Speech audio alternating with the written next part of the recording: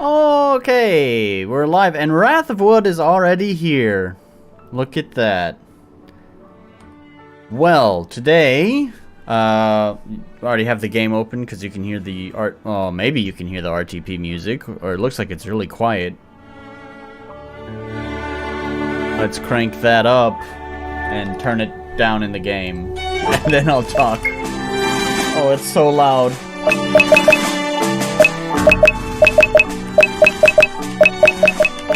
Oh, I remember, from last time, I have the gain on there. Let's turn that off. Okay, that should make things a little bit more reasonable for you guys.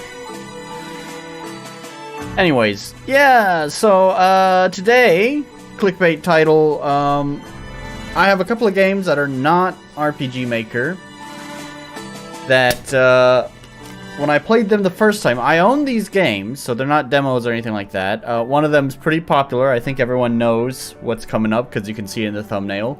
When I first played these games the first time, I really didn't like them. So that's the clickbait title. I hated them, right? It's past tense. Anyways. But no juicy drama this time. Also, no alcohol this time, sadly. I forgot to buy it. I'm so sorry. Anyways, but first we're starting off with what even is this game?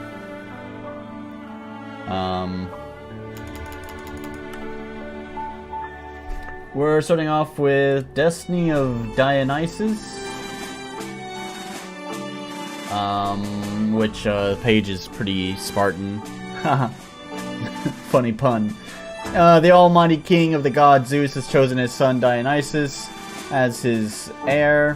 However, he has given his successor the task of proving himself by taking the heads of the four great amphibians of the abyssal realms. What perils await Dionysus in his journey, and what fate awaits him should he succeed in taking the cosmic throne? I'm gonna show off how, my, severe lacking of knowledge of Greek mythology. Like, obviously I had some of the mandatory, classes, I guess you'd say, on it when I was in school, but, yeah, you know, and I played some God of War. not Dad of War, but, the old school God of War, so... You know, it's infected culture, so I know bits and pieces, but it's not something I really studied, so, you know. So, I kind of already looked at the options, but that was obviously just to turn down the volume. Let's go ahead and take a look at that right now. Pretty, I mean, I kind of prefer this options menu over, like, the Visual Stella options menu, because it just adds a bunch of nonsense options that don't mean anything. Developers would need to actually go through and, like, remove options, which, you know, never happens. So, anyways, let's go ahead and jump right into it. Oh, and once again, don't mind the, monster behind me. Once again, the lady is... she likes being near me, so she finds it more comforting to rest hidden behind my chair. So, but she's back there.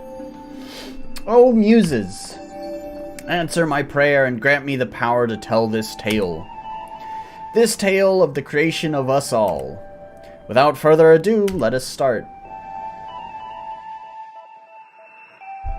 Our story begins with the god Dionysus on a path to a faraway land. He was chosen by his father Zeus, the king of the gods, to be his successor. In order to prove himself, however, he must bring him the heads of the four great amphibians who lie waiting in the abyssal realms beyond. I think something was forgotten there. Oh dear, should I have turned left instead? Maybe not my left, but my shadow's left. Really, do right and left mean anything when you've gone this far? I'm hungry. Oh, hiya. Nice to have you here, Wrath. Well, you don't see someone around these parts every day. Oh. Hi there, I'm Men, the god of the moon. Now, who would you be, and what are you doing in such an odd place? Oh, hello, I'm Dionysus, son of the god Zeus. I'm headed off to the Abyssal Realms. Could you tell me how I could get there?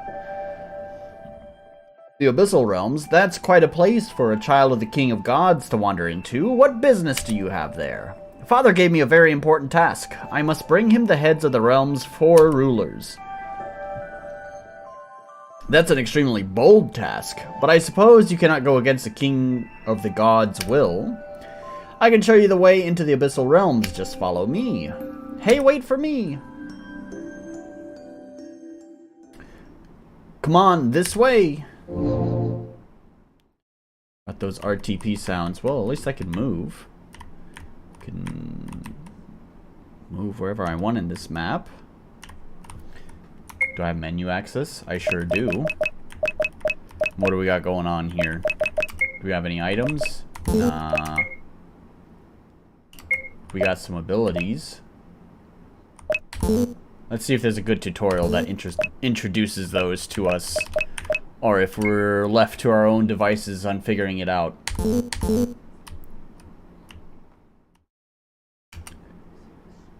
Enter the realm of water. I guess I have no choice. Just chill in the Abyssal Realms. Yeah, just hang out here. You know, find it a little bit relaxing. Well, here we are. The Realm of Water, the first of the Abyssal Realms. If you need any help, just call out for the moon and I'll be there. See you around.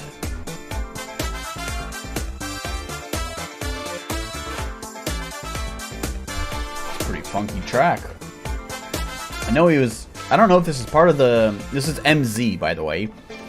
And I don't know if it's part of the MZ RTP or not. Because I'm not familiar with the MZ RTP. But it doesn't change the fact that it's a funky tune. Alright, it's time for me to do this. Definitely appreciate how quickly this game just got you into it. Let's see, what is that? 4 minutes? Under 5? That's pretty good. It's a fun little parallax effect. Uh-oh, it looks like there's already someone eager to greet me.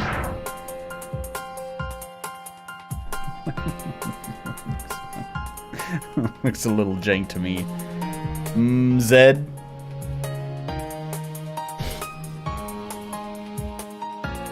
What do you mean by Zed? Glimmering snake has appeared. Basics of combat. Engage. Hey, I use the word engage in my game, too. This song makes me want to go shopping for a Sega game. In a Sega game. Engage, perform a basic attack, defend, assume a defensive stance, powers, offensive abilities that cost power points. Oh, I'm a little bit disappointed that engage just means your basic attack. That's not how I use that terminology in my game. Engage was for all offensive abilities. More aspects of battle will be explained later. Face your fears. Face your fear. Yeah, it's very like default RPG Maker, isn't that? I totally forgot that's how it works, right? At the start of battle, it starts you in the party window. I think it's what the technical term for this one is. Oh, MZ. Oh, I see. No, I say MZ. Wrath, are you? I guess you must be from Europe, since obviously it's kind of a right now it's kind of a heinous time in America for people to be awake. Fear your face. Anyways, yeah. I totally forgot that's how like default RPG Maker works, is that you start off in the party menu. Anyways, that just an observation, that's all.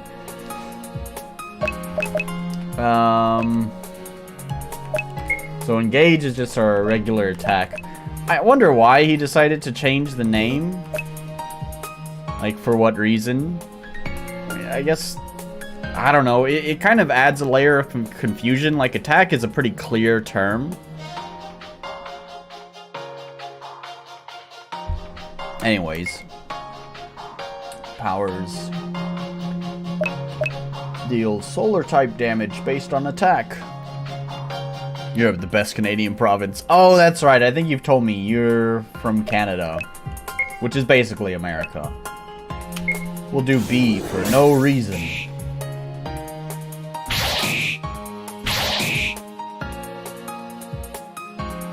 How much power did that use? I wasn't even paying attention. Use 15. How come I'm at 89? Did I not? I guess I didn't start with. Yeah. Okay. Did I start with? I'll do math. Whatever, it's fine. What's the blinking bar on my name? Is that like a limit break? Where's my limit break? If I engage with him? Oh, it's ATB, I see. Okay.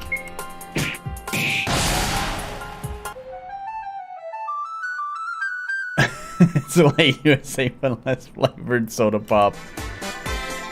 Ain't that the truth? And more Tim Hortons. I guess so. And then what's this? Greetings, travel. By what whim of fate have you come to this land? I'm here to take the ruler's head and bring it to my father. My, you sound confident. Well, this place really could do with a change of pace. Here's some advice. You can use that mystic flower over there to... Okay, I already did that. Good luck. And what's that? Obtained 1 apple. Food! Oh, random battles. Oh, no. Okay, well, that was fast. Huh, that was that just because I got a critical or something? Man, I need to, like, rewind the stream now. Those tutorial fights were slower, right? Is he actually doing that thing that I've talked about people should do in their games? Hello, Shelou. First time chatter, huh? Majority of our population runs on Tim's coffee.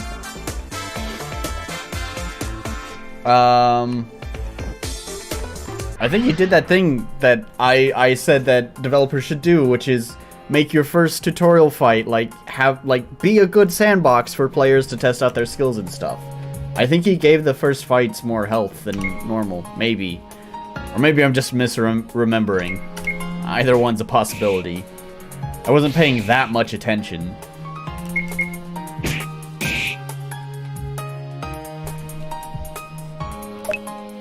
How much damage does he do to me? Okay, he's dead. Well, I guess I'll find out later. Dionysus has risen to rank 2. Obtained 1 piece of bread. Fish eat fish. If I eat fish, does that mean I am also a fish? I wish. Is there a puzzle here? Is that why you're telling me that? Why are you telling me that? I don't know what I would do. There's like nothing to interact with.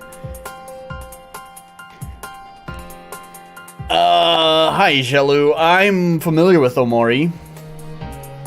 I'm not particularly interested in playing it. I might play it on the stream one day. But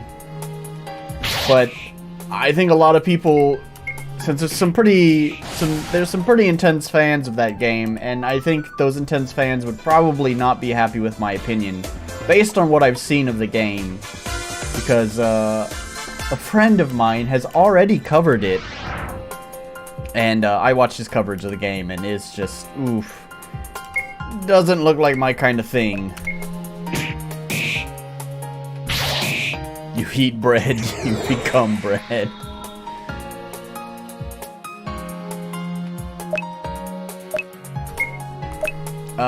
Oh, I think their attack has been boosted. That's what that symbol makes me think. I missed the battle log, so maybe the battle log said what to do. This is very like default RPG Maker.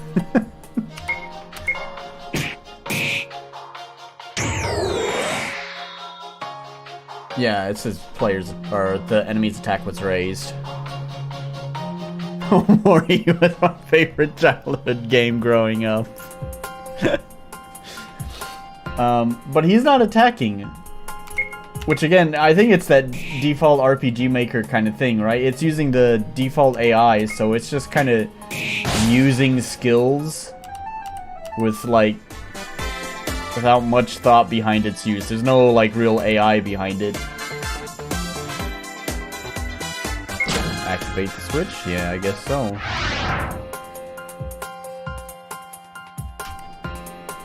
Alright, so it looks like I have full it looks like I have full power magic, so let's just use these skills. Does it restore over time? Or did it restore because I leveled up?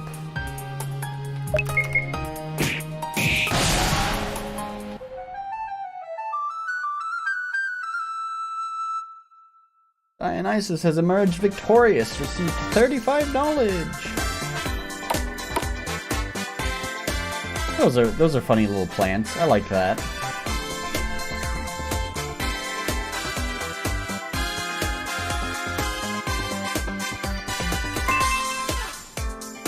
One ambrosia droplet. The sea lilies are so beautiful. They dance beneath the waves so elegantly with their crinoid grace. I suppose so.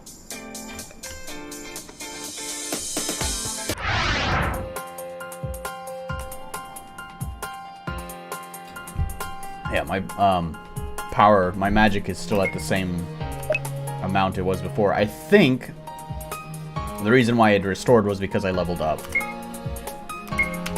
So it's just like your pretty standard like RPG Maker RPG, just with a fresh coat of paint on top of it.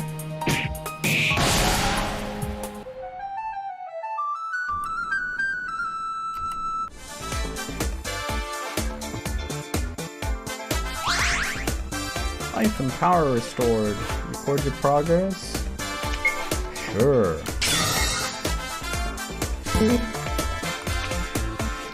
That's through here and you'll enter the deeper parts of this realm. It's a little scary. The critters over there are a lot more feisty than the ones over here.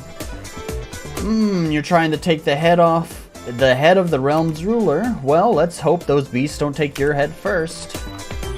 Indeed. Pork of the depths. Oh, puzzles now. Stepping up the difficulty.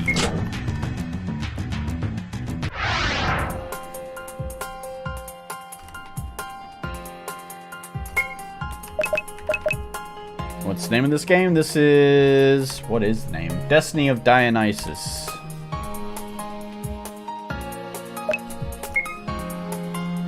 Oh, I have a new thing. Grants regeneration status to one ally for 5 turns. That's neat.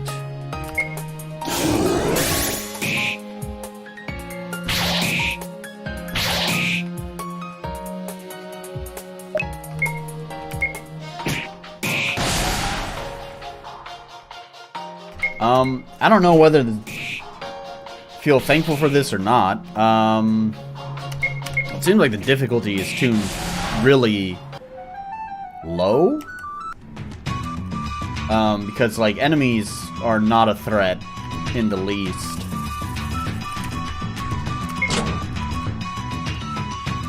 I'm pretty sure I'd have to be making a bunch of really poor decisions to really put myself in danger. Especially because, like, if I level up, everything gets restored, right? So... and with, I guess, their chance to miss, and the low damage that they do... 7 points, yeah, that was 7 points of damage. And I have... let's round up to 400 points of health, like... oh, that was just 5. They obviously have variability to the damage on it. Oh. Just use the lion's roar thing. Yeah, I really think I'm not in any danger. There's someone approaching. Like a black wind howling through the skies. The dark god Zalmoxis descended into the realm of water. Hello, teacher. So you have finally embarked on this fateful journey, dear child. Now, there is nothing to do besides march ahead towards your destiny. Do you think I have what it takes to do this? It matters not what I think, child. This trial will be test of your resolution, as will be what lies after it. This is the second time it feels like we're missing a little something from the text there. You must prove your name, Zagrus? You must prove your name, Zagrus. I see. Thank you for your wisdom, teacher. I will watch your journey closely. Perhaps you will meet me again in these abyssal realms. May fate guide you ahead through both light and darkness. I have to do this.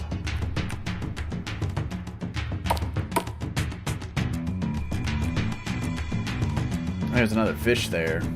I don't know if it's a puzzle or not.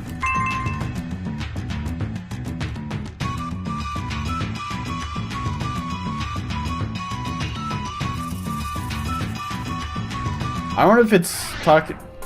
I wonder if that hint earlier is about this maze. This looks like this might be a maze.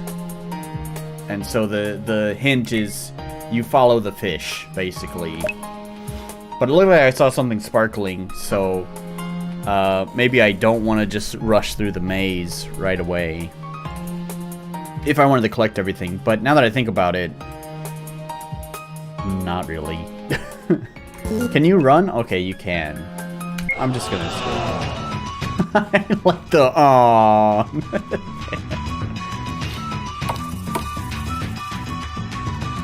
Gate to water.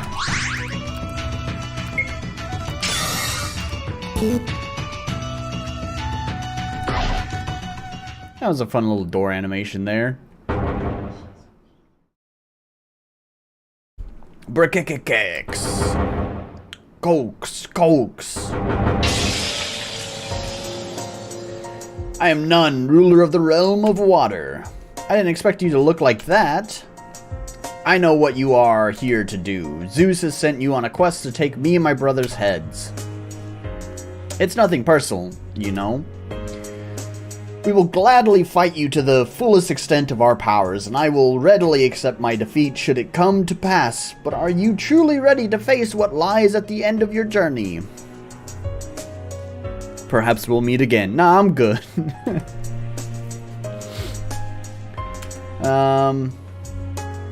When you take the throne of the cosmos, you will need to confront the boundless horror in your destiny. Are you certain that you are strong enough for it?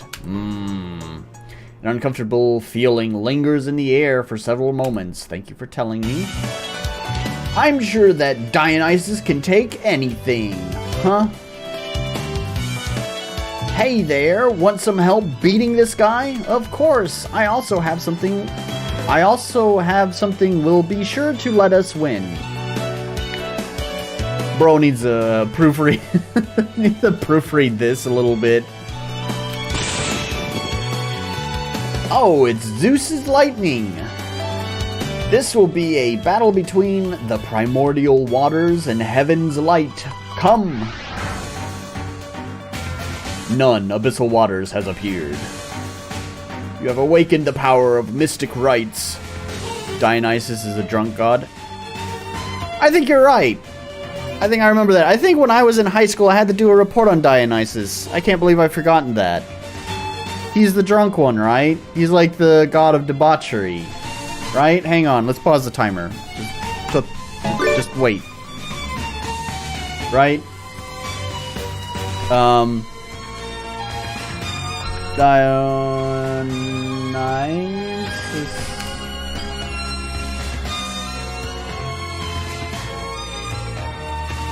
Yeah, winemaking, orchards, fruit, vegetation, fertility, festivity. Yeah, he's the god of debauchery. You're right, man, you're right. I don't know how I forgot that. I had to do a fucking report on him when I was in high school, but man, that was years ago. Of course I don't remember shit from high school. Yeah. Well, thanks for putting that into perspective. My Greek mythology is just terrible. Build up the ritual gauge through battle, then select rites to unleash powerful abilities with special effects. That's the TP meter, yeah. Ah, cool. Now we got the scroll bar there. Men! What kind of powers you got? Deal lunar type damage based on attack. Deal lunar type damage based on attack and drain health. Increase agility of one ally for 5 turns. Sure. I don't know what kind of damage you do. Let's just put it all on Dionysus. Man, I'm playing a game about the god of debauchery, and I don't have alcohol today.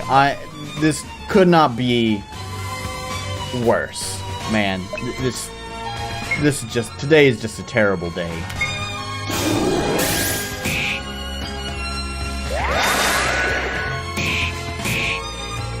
Oh, now enemies are doing real damage, huh? Oh, I like how it doesn't wait at all. Like, the animation was playing and I'm already going through the menu. Let's do this Moonlight Blade. Oh, good point.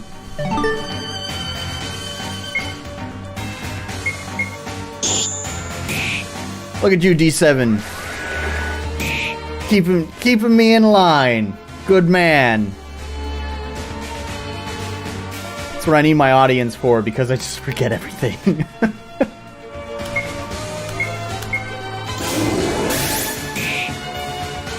Let's see, can I do this without needing to heal? That is the question. That's gonna... Yeah, okay, that heals him. But that doesn't count because he's already at full health anyways.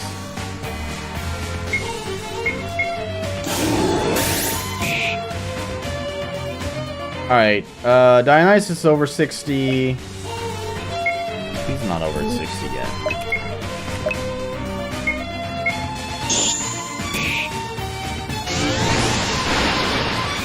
Fancy MZ effects. Uh-oh. Well, that may require me to heal. Nah, we're gonna keep going. We're gonna keep going. No healing. We got rights now. Jupiter! Heavens Fulgur. Full whatever.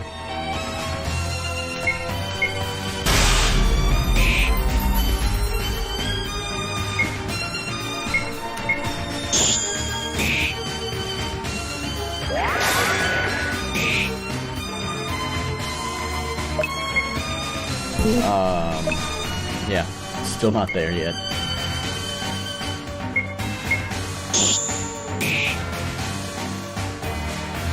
Dang, how much life does this guy got?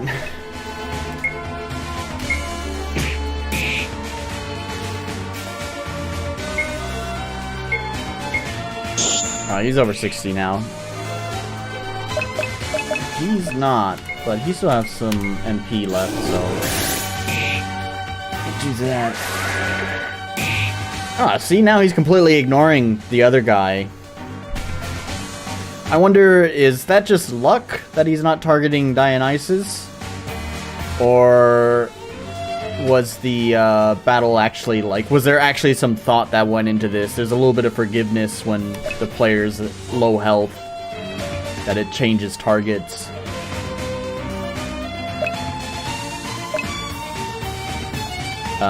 Let's use this. Alright, there we go. No healing.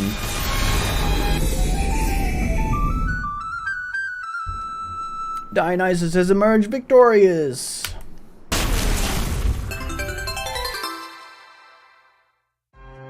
We did it! Thanks for your help, men.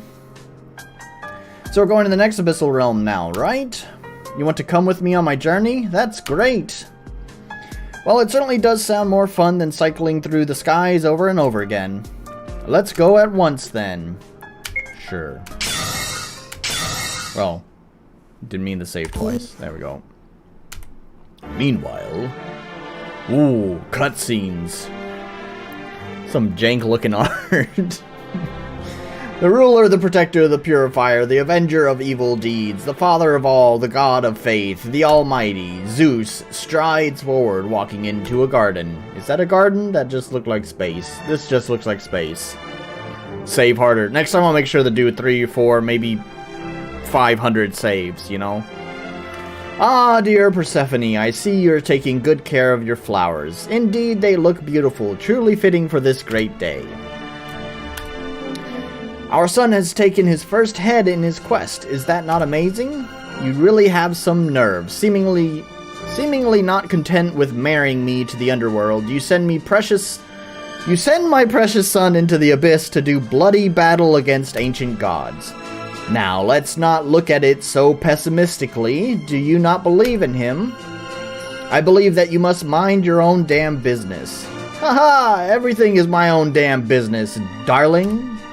Anyhow, if you truly are against him going on this trial, there's something that might stand in his way. There's one particular member of the heavenly ranks who is not too pleased with our son being the heir to the cosmic throne. He will likely stand his way. Maybe then our son's journey will come to an abrupt end. And what are the odds that that might lead to our son being battered and bloodied? Well, mayhaps you should hope that his journey continues unimpeded then. Fuck you. I will gladly take you once more, should you allow it. Leave. Very well. Ooh, they said damn. Oh, I see. This is like your level select room. Okay. Why is that one grayed out, though? Maybe that's just how it's supposed to be?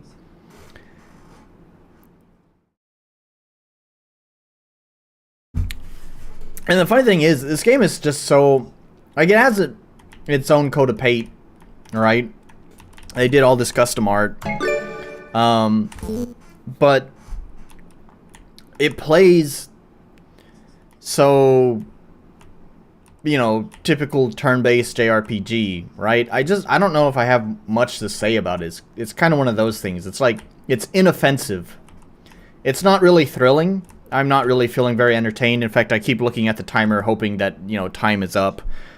Which this is just going to make it last longer because I have to pause the timer to talk. But I keep looking at the timer because I'm not having fun, that's for sure. But, you know, it's not offensively bad, on the other hand. This is a terrible fucking compliment, but, you know, this is your nexus of abyssal realms, yes. You know, Nexus mods, the Nexus mods of abyssal realms. Where's the nude mod? This is a only black map with Sonic and Knuckles. Default with flashiness. Yep. It's kind of funny that they didn't even bother to change the font either. I really hate the default RPG Maker font. There's something about it that I just find really ugly.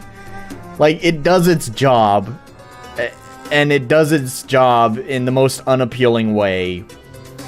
It's easy to read, I'll give it that. It's just a very unappealing way to read text. So we're here, the second abyssal realm. It was one of the first things I replaced when I started making my game. It's like, no, this has got to go. I feel an uneasy air about this place. I do too, but don't worry about it. Let my light guide you through the darkness of this place. Yes, of course. Let's not waste any more time here.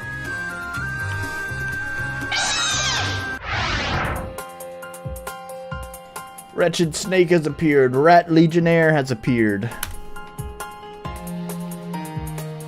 Your damage-dealing abilities each have different elemental affinities. Solar, lunar, and Jupiteran. That fonts help add flavor to the world. Yeah. Enemies each have different weaknesses and resistances to certain elements, like most standard JRPGs, so try using different abilities to see how effective they are. Also, kind of like one of the worst parts of JRPGs is throw skills at enemies until you see what's the most effective choice, and then just keep repeating that. Each element also has a different effect. Solar type abilities have a chance to inflict Seer, which lowers an enemy's resistance to all elemental affinities, cutting through their defenses. That's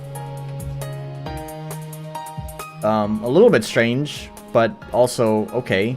I appreciate it going less standard route. Like, solar makes me think fire, and fire typically is, you know, your burn, which is just damage over the time. I mean, that's what I've done with my game too, so I appreciate them not going the standard route, but I don't see what solar has to do with lowering defenses. Maybe it's like a solar, you think of the sun. Sun has radiation, and radiation, like, you know, radiation tears things up.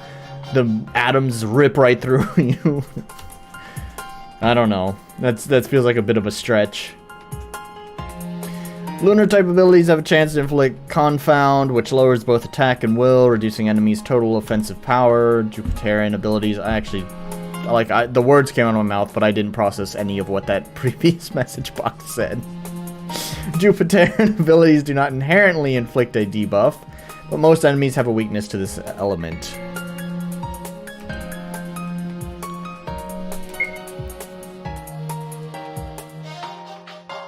We're at 30 minutes. I'm pretty bored of this game. I'm not gonna figure this out. Yeah. I don't know. Like I said, it's kind of inoffensive in its existence, right? When do we get the Uranus abilities? Yeah, who knows about that? And I'm not gonna find out. Polish is, I mean, gosh, it's such a nothing burger. It's almost like there's nothing that needs to be polished. That doesn't mean it is polished. It just means that nothing needs to be polished because it's just so existing in. It's kind of digging the art. Yeah, the art, you know, it's got its own flavor to it. It's a little bit wacky. It's kind of a little bit of, I just kind of flung my mouse across the screen in MS Paint, and it turned out okay. And that sounds like kind of a dig against it, but actually, I mean, it's kind of cool in its own way. I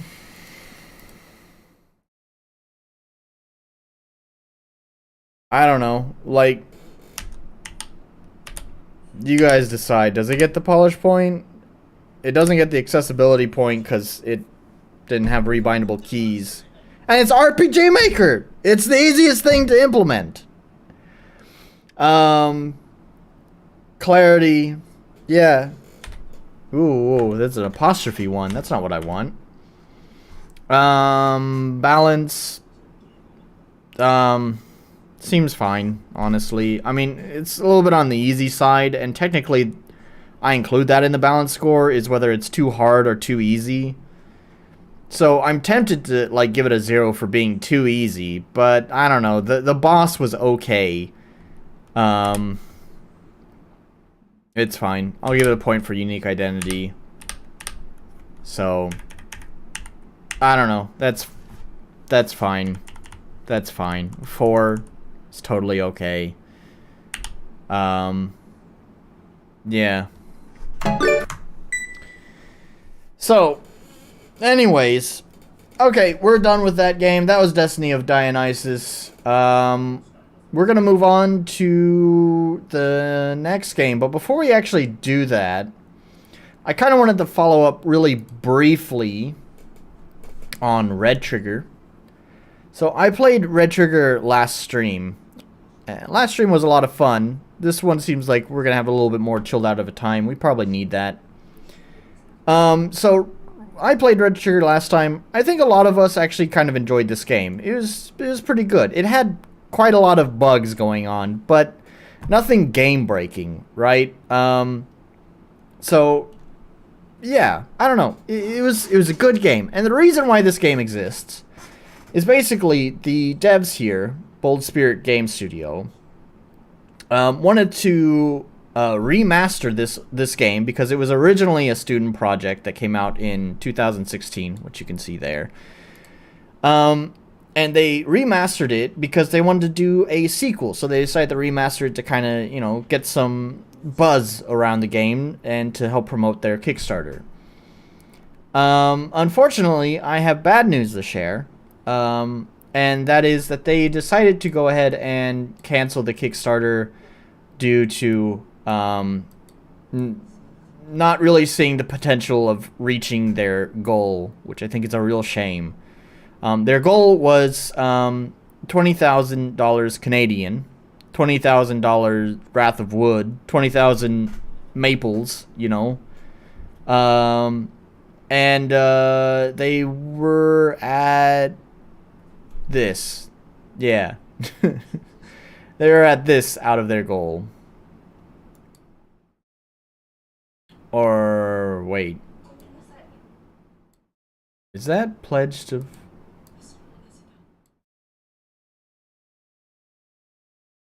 Is this US... Oh, is it... What? I don't know. Anyways. But anyways, you get the point. Unfortunately, wood coin, maple coins. Anyways, you get the point. So unfortunately, they decided to go ahead and cancel this Kickstarter. To be clear, and I don't know if this was ever mentioned in the Kickstarter page, because, you know, last time Alice Gristle was in the chat and she was just rushing me through it. I wanted to look through the Kickstarter page before we actually played the game last time, but we didn't. Wrath can pay the difference. So I don't know if it's mentioned anywhere in here, but if I understand this correctly, the goal of the Kickstarter was not really to make the game happen, because $20,000 is most certainly not enough for this, because Bold Spirit Game Studios is like a team of 10 people. So for sure, $20,000 is not paying 10 people's salaries. What it ultimately was just an attempt to get publishers' attention. You know, if they can say that, you know, we were able to raise $20,000 of capital in backer, you know, in people's interest, in this product, then, you know, they can present that to different publishers to show, like, hey, people want this product, so that's why you should publish our game. I think that was the real goal behind it. Ultimately, the cancellation of the Kickstarter is not like the end of the world for this, because you can still pitch to publishers without the Kickstarter. All that it means really is just that they just won't have that kind of weight behind their pitch. As far as I'm aware, the game is still planned to happen. It's just they're going to go a different route of trying to make this game become a reality rather than through Kickstarter. And I guess the message is, Kickstarter is hard. I've continued to keep in contact with Max, who was in the chat last time. He and I are sharing some DMs back and forth. So I think I'll kind of stay in the loop on Red Trigger and see how things are going for the foreseeable future. And if there's anything major, then I'll probably go ahead and give you guys an update on my streams about what's going on. But you know, it might be a while until we hear anything else about this game, since now they're gonna kind of buckle down, kind of re-strategize what their plan is for how to make this game happen. So yeah. So anyways, that's really kind of it. That's all I really wanted to talk about for Red Trigger. Just thought I'd mention that unfortunately the Kickstarter was canceled. If you do go back to the previous video, which I'm going to bring up here, Actually, let me bring this over here real fast. If you do go to the video, I have changed out the link. Before I had linked it to his Kickstarter. However, I've now changed it to Bold Spirit's Patreon page. So now if you go there, instead there's, you can go support them on Patreon. You might hear my voice for a moment. That's not me actually talking. In the dungeon. Yeah. Okay. So anyways, I wanted to bring up the last stream here, just to do the, viewer chat down here in the comments. We had a few comments going on. We had, I didn't mean to open that up. We had the dev of the only other game besides Red Trigger leave a comment here. I don't really want to address every point in here. But like I was kind of rewatching my playthrough of his game, and the one thing I can say is he may be right about a lot of things, but ultimately the game was just really it felt really tedious to play. So even if he's right, a lot of these things kind of don't change my feeling. I don't really want to talk about that. As usual, we're gonna go on over to Is It Trash and his comment. I kind of wanted to bring this up, especially D7. He's got a comment. Another brief. Do I always say that, don't I?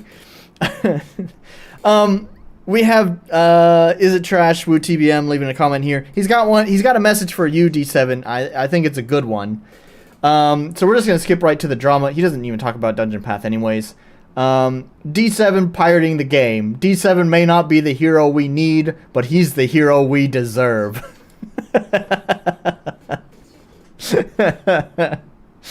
So there you have it. You're our hero, D7. You're the one who took the time to pirate the damn game to see if it was actually,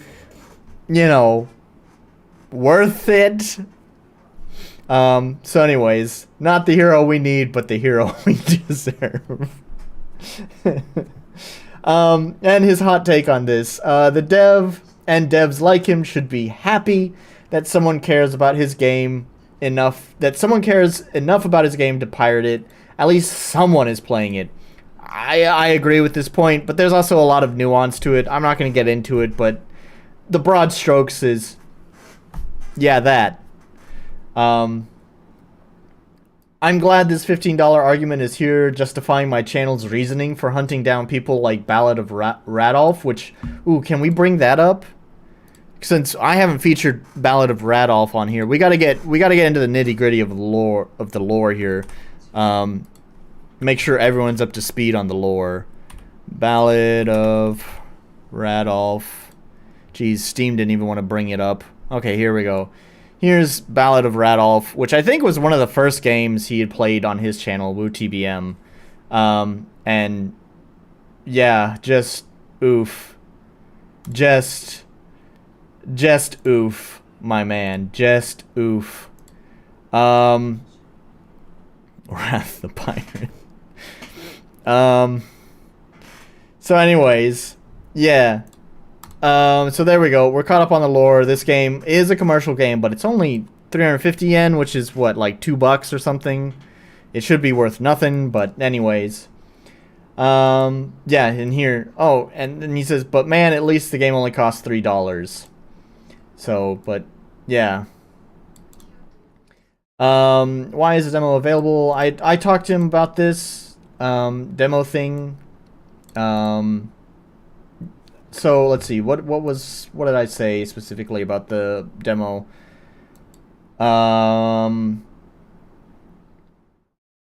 Yeah, so here, my response. So to clarify the demo thing, I don't know the full details behind this, but using the Wayback Machine, it seems he used to have a second listing on his itch.io page, clearly labeled Red Genie and Idola Tale February demo. To be clear, this was an entirely separate store page, so this was not listed on the final product store page. It has since been deleted and probably should have been deleted long before the RTP boys could get their hands on it. So, anyways, yeah, so clarified that with him. What else did he say? Refusing to give out keys, even to micro YouTubers, is peak arrogance. Me and Tony blast devs all the time for this. Giving reviewers a free copy and getting free coverage in return is a great deal for devs. It's not like he's losing physical copies. It's all digital. Right. I mean, this is what I was saying. This is like my main point too, when it came to the keys discussion, is that it's still a transaction, right? It's not a monetary transaction. It is a transaction of basically time. It's a transaction of services. I give you my game, and in return, I'm giving you visibility on my platform, right? What did Wrath say? I copied the game onto a USB stick and forgot it at D7's house. Oops, all oops, all pirates. Anyways, but yeah, that's the thing with keys. I think developers really need to understand that it is a transaction. I know it feels like you are just giving something away for free, but it's not. You got to be mindful that the other person is also giving away something for free. But because both of you are giving away something, it is actually a trade. It is an exchange. There's an exchange that is happening here. It is an exchange of services. So, anyways, I should try to watch the art. Oh yeah, I'm glad you're here, D7. I can bring this up to you. I told him that I would get on your case about this. I should try to watch the RTP streams. Have you yelled at them for their sound levels? It's unwatchable. D7 is 100%, Mr. Orc is 40%, and Cychronic is 15%. I think you guys have gotten better, but your mixing is still terrible. D7 is still like way up here, and then like, I don't know if I'd say Mr. Orc is 40%. It's a little bit of an exaggeration, but he is much quieter, and Cychronic as well.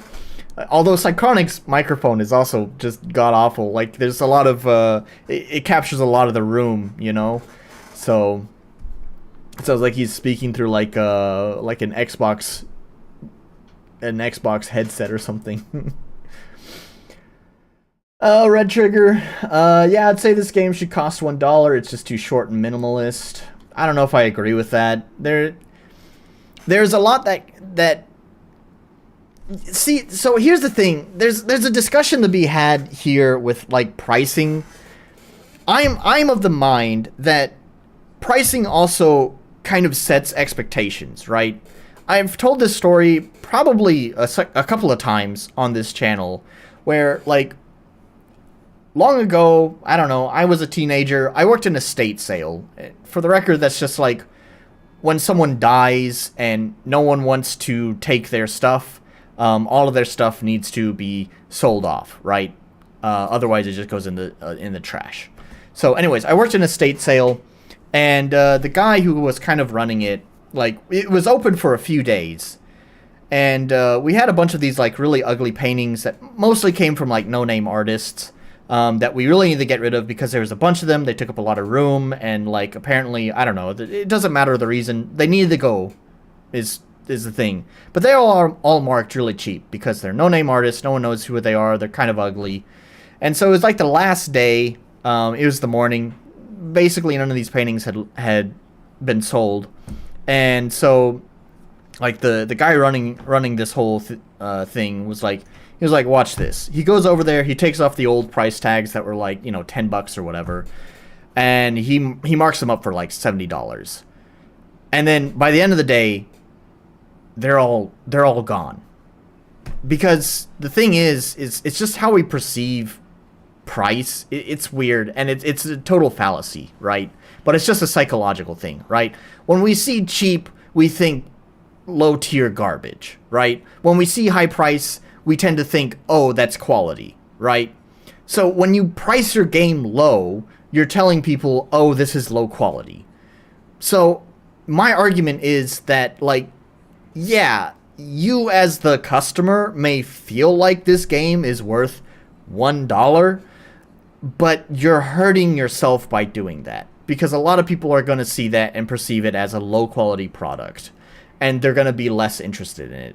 There's another thing too, is that there could always just be the, I think there's a term for this, but it's just not coming to mind. But it's kind of like an indecision.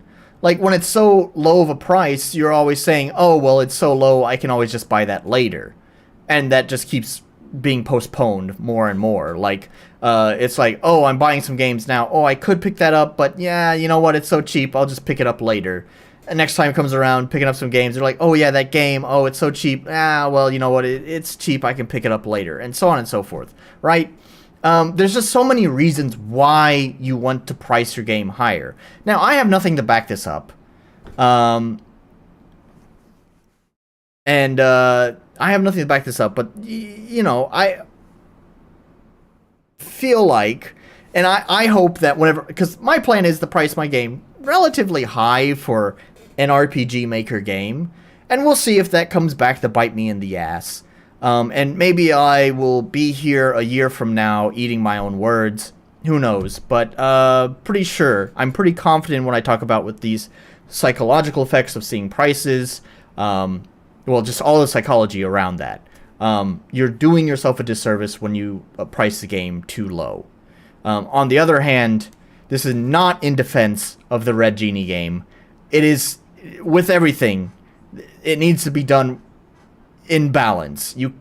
Red Genie was clearly it was way too far gone off the other end, right?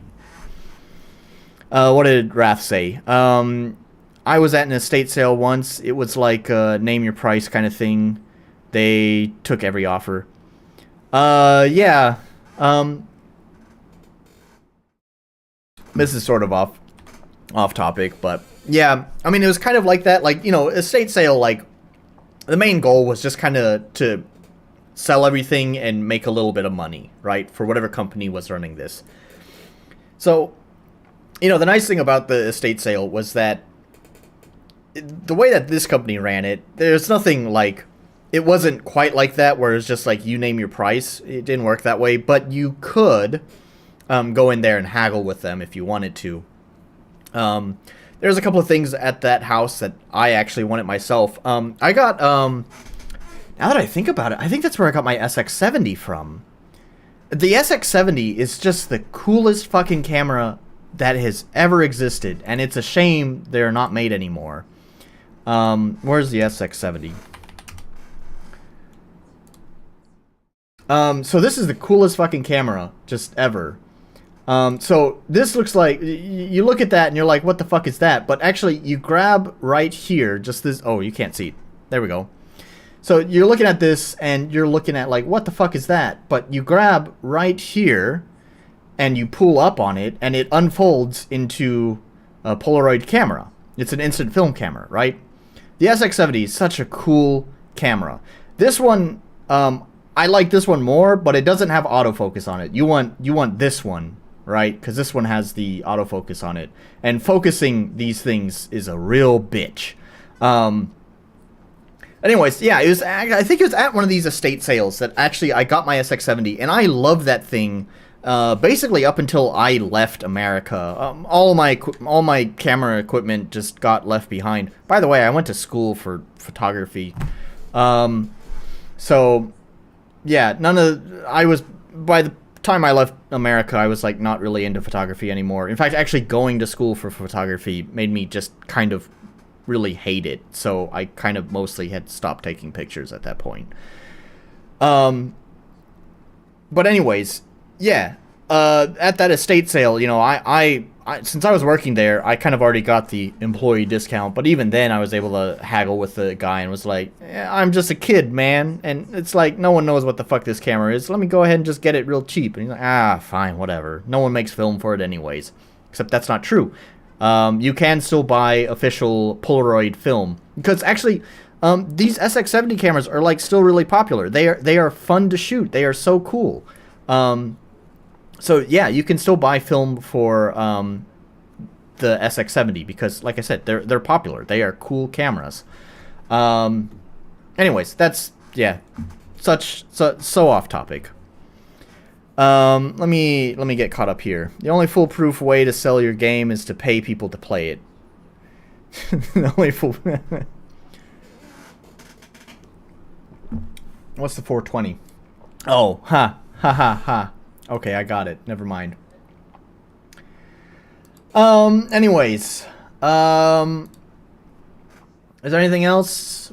Yeah, you know, I talked about that. Let's see, 100k is rough. Mr. Orc seems to assume these sell. Yeah, okay, that's too much that pertains too much to that stream specifically. I don't want to address that. I noticed there's no key and that as well. It's fine. Okay, yep, that's everything I wanted to talk about from the last stream. So I do want to move on to the next stream. It's real. All right, fine. God damn it.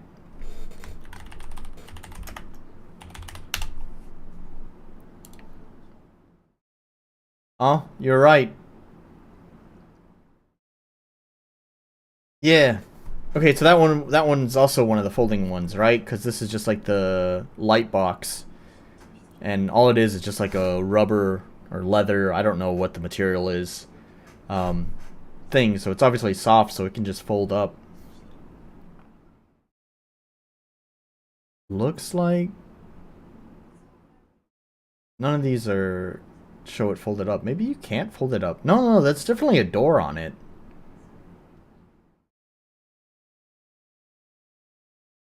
Yeah, old-timey compact camera. Yeah, it's kind of folded up here. You can see it's all squished. Yeah.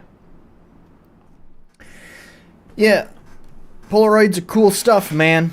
You know the thing I liked about the Polaroid 2 was that, like, you know, every picture, it just feels so much more special when you have the picture yourself, when it's a physical thing that you can hold.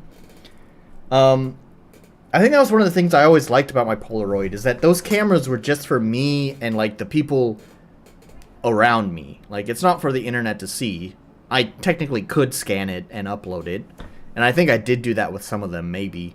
But mostly, the pictures were just for me, friends, and family.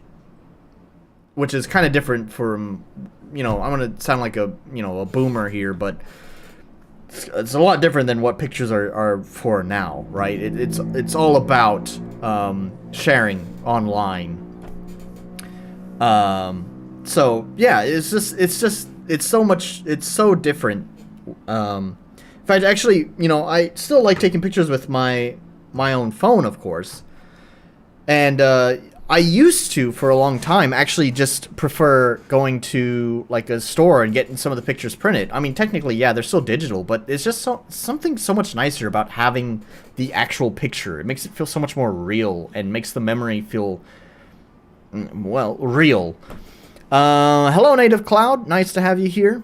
Have I heard of Outcore? I have not. While I'm in my just chatting section here, why don't we go ahead and just look that up real fast?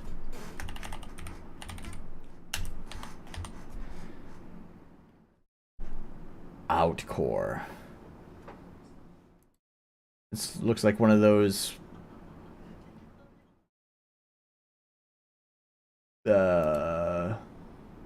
interesting. It's one of those meta games, and I saw some people like making soy faces and stuff. It's like Doki Doki Literature Club, right?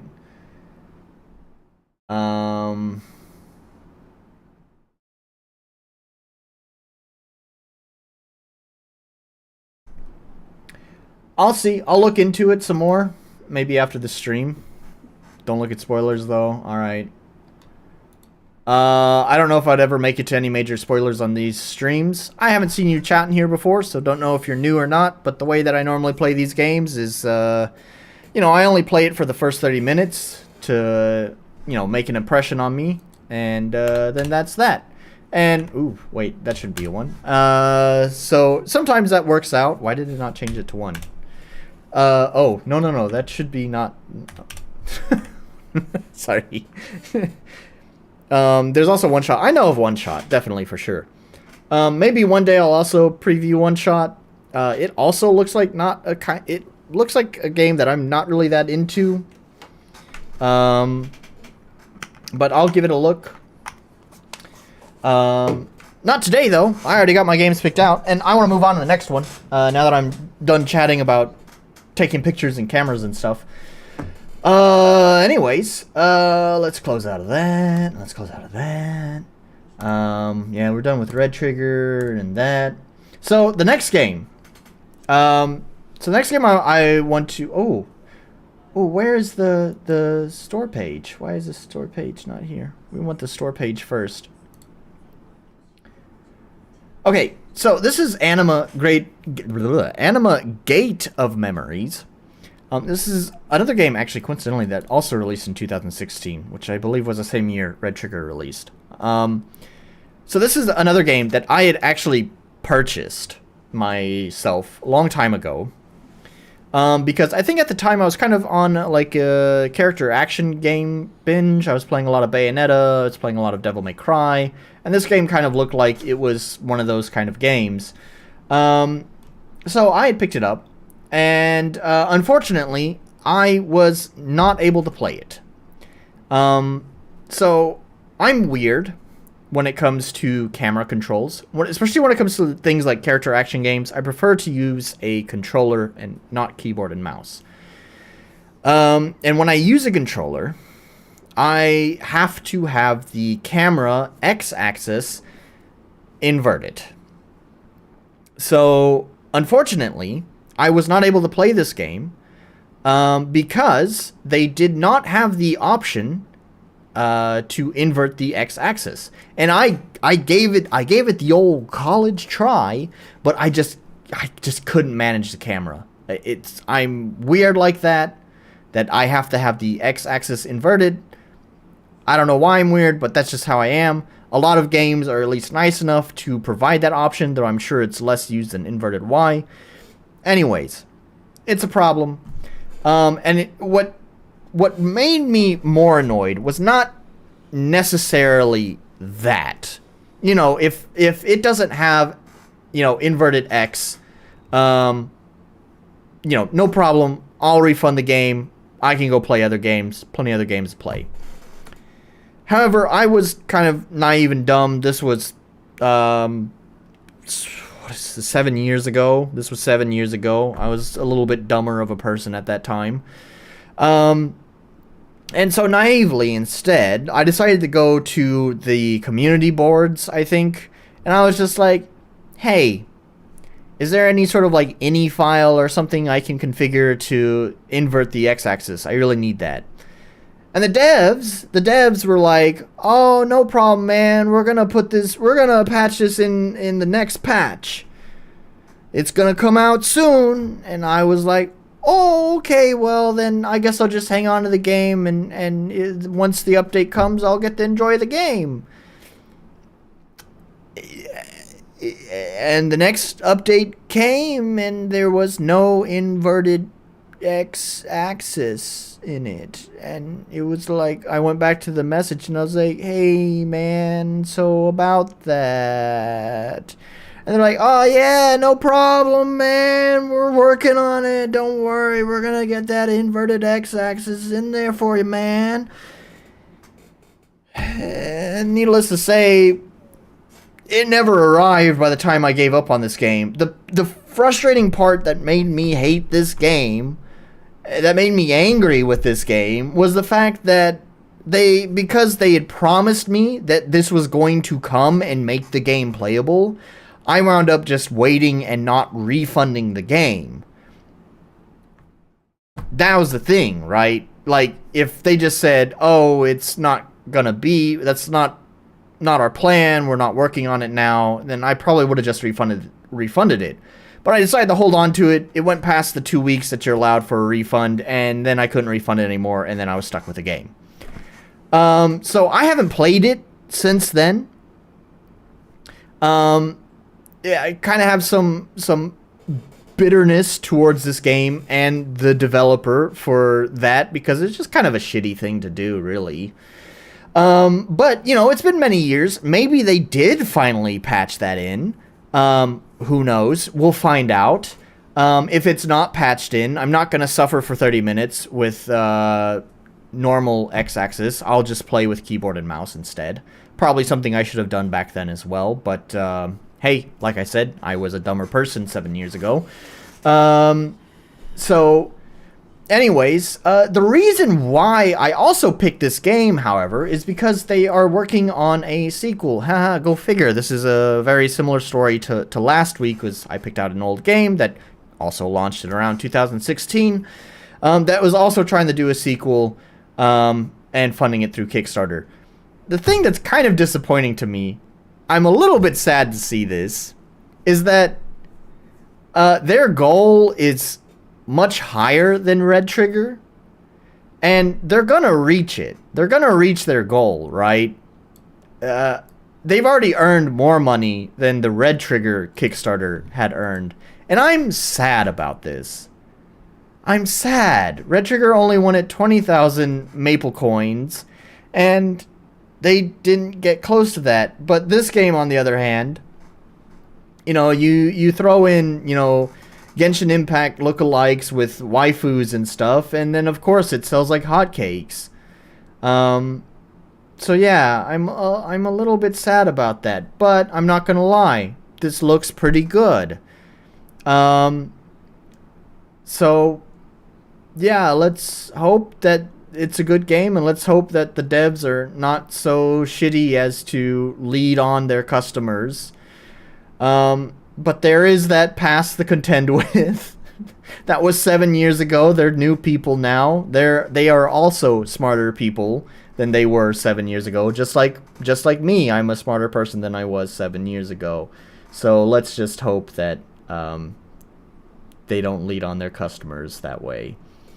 So anyways, this is a very, very lengthy Kickstarter page. I'm not going to go through all of this. If you are interested, it is posted in the description down below, so you can check it out yourself and you can read through this way too long of a thing. One thing I do want to do, though, before we jump into the game, is I do want to take a look at the promotional video for the Kickstarter, which is right here. So let's watch that. Hopefully there's no like copyright music in it or anything. The dreadful song that consumed civilizations has begun to play again. It's a little bit quiet. On this place, summoned by its melody, where Turn on everyone the must game. face their past, those who seek its power will come to its heart to reclaim it. But the pact of a fallen knight and a lost shadow can change this fate. Can they put an end to the song from the abyss?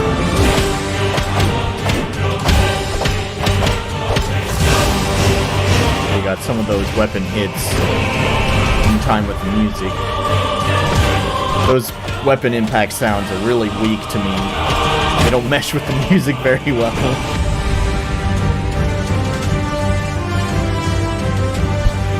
It's also just kind of like very generic fantasy.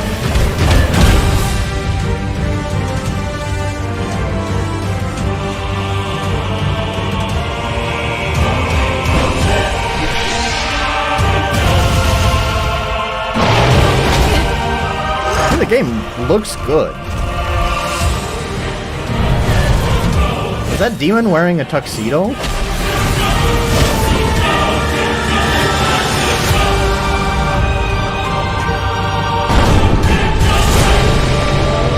Very anime looking.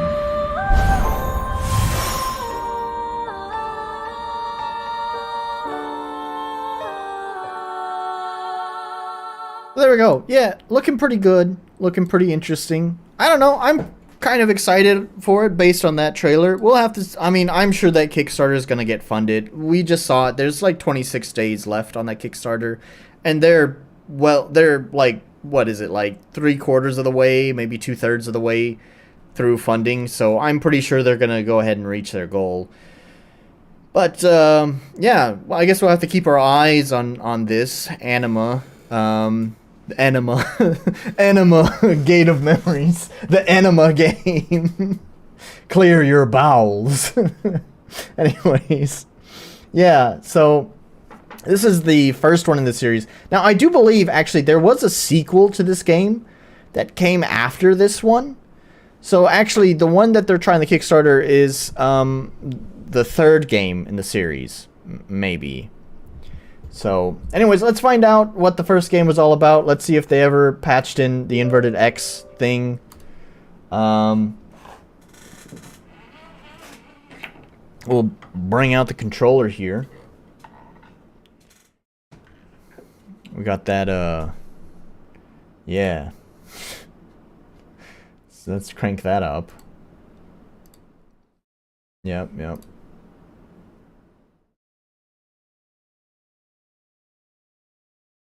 Okay. Maybe? Oh, is this how they want to do it?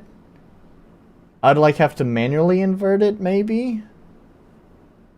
I don't know. If that's the case, I guess it's better than nothing, but I don't want to fuck with that. Why is there not just... Let's see if there's an option in the game itself. Also, is that not just the...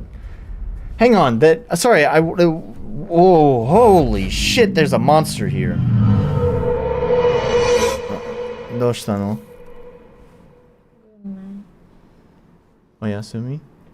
Bedo? Hai, oyasumi nasai.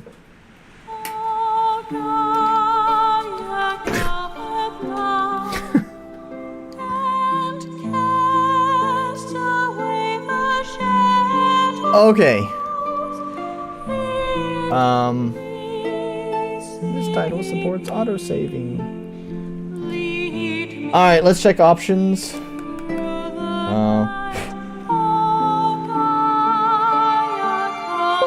There we go. Controller wasn't on. Nope. Nope. Never got added, huh? Never got added. Invert Y only. That's so disappointing.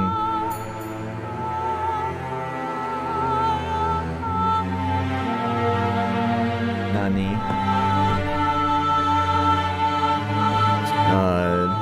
Give me a moment. Nani?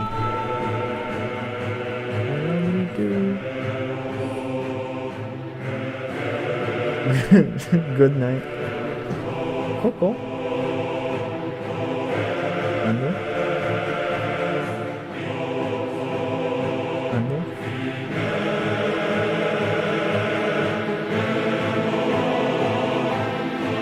Okay, over this.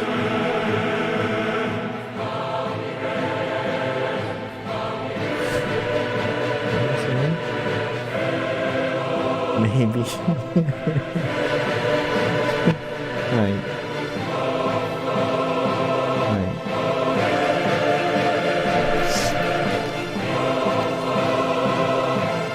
A little bit strong. Okay. Well, no controller.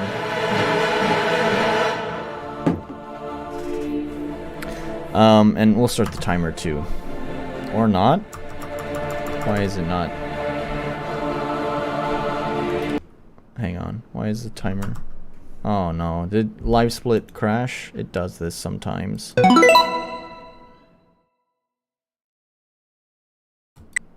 There we go. I don't know why it does this sometimes. Okay. No. Alright, can we start the timer? Alright, cool. Alright, let's take a look.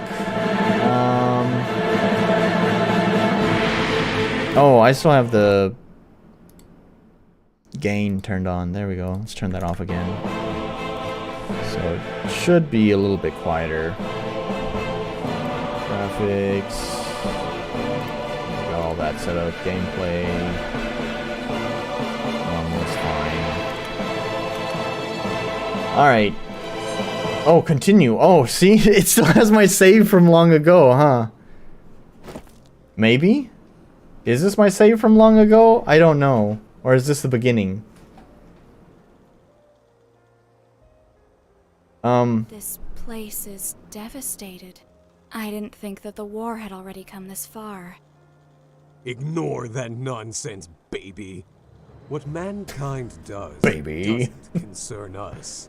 Our prey is near, I can tell. At last we will have some fun. What is it, Uneasy? That's not like you. You have nothing to fear. You are the bearer of calamities. You have at your disposal the most powerful weapon in the whole of creation, sealed in a damned book. You've got me. Shut up. This voice acting is whack. Baby. Hang on. Already lost me. Enima. Not Anima, it's Enima. Okay. I think you're lost because I'm pretty sure. Yeah, look at that. Thanks Steam Cloud Saves. This was last played in June of 2016, so that was my old save, which I'm pretty sure is not very far into it, because, like I said, I gave it the old college try with no inverted x-axis, and just couldn't make it very far. So anyways, we'll put it on normal. We'll save the old 2016 save for the memories, I guess. Some say that the world is coming to an end. Maybe they're right. For more than a year, everything has been plunged into chaos. The sacred holy empire of Abel, once a symbol of power and stability, has fallen.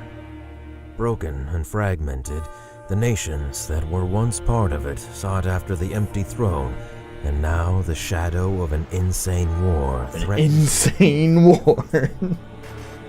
Oblivious to the conflict, the Order of Nathaniel, founded centuries ago to keep humanity safe from what lurks in the night, continued its restless fight against the dark.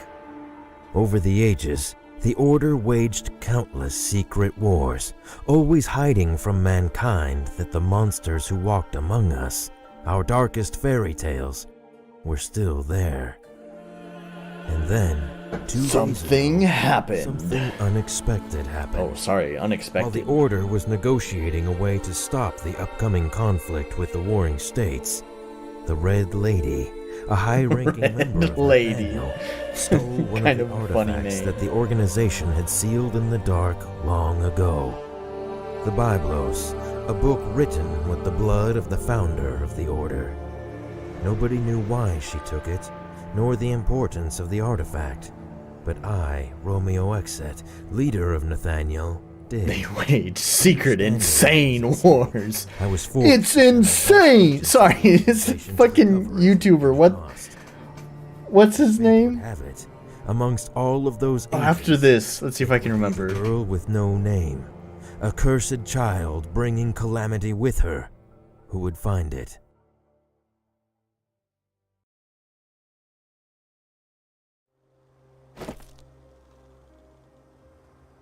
Oh. Hey, this is the cutscene that we just watched. So, okay. I'm This pretty sure I had played more than just I didn't the think that the fucking world would come opening this far. video. Ignore that So, nonsense. anyways, we already saw that. Anyways, yeah, God, his name, not to be confused with not applicable NA, but there's NNA Productions, who is just an insufferable YouTuber, and just like every other word, it's insane, guys. And sorry, that word has been completely ruined because of that man. Insane! Can you believe it, guys? It's insane, guys! Oh my gosh, it's so insane! Insane in the membrane. Oh, you get rooted in place. Ooh, that doesn't feel very good. Oh, do you have like a stamina meter too? Fortunately, like, it doesn't take that much stamina to do your basic attack. And you just have that one combo. At least it's not like Devil May Cry. where Devil May Cry, you might have a attack, pause, attack, attack. Right? Or maybe it's attack, attack, pause, attack, attack. No, there's nothing like that in this game, I don't think. At least not yet. Maybe you unlock some combos later. Oof. Oh, is that not where I want to go? Oh, so this jump is some wacky, wacky jumping. Oh, okay.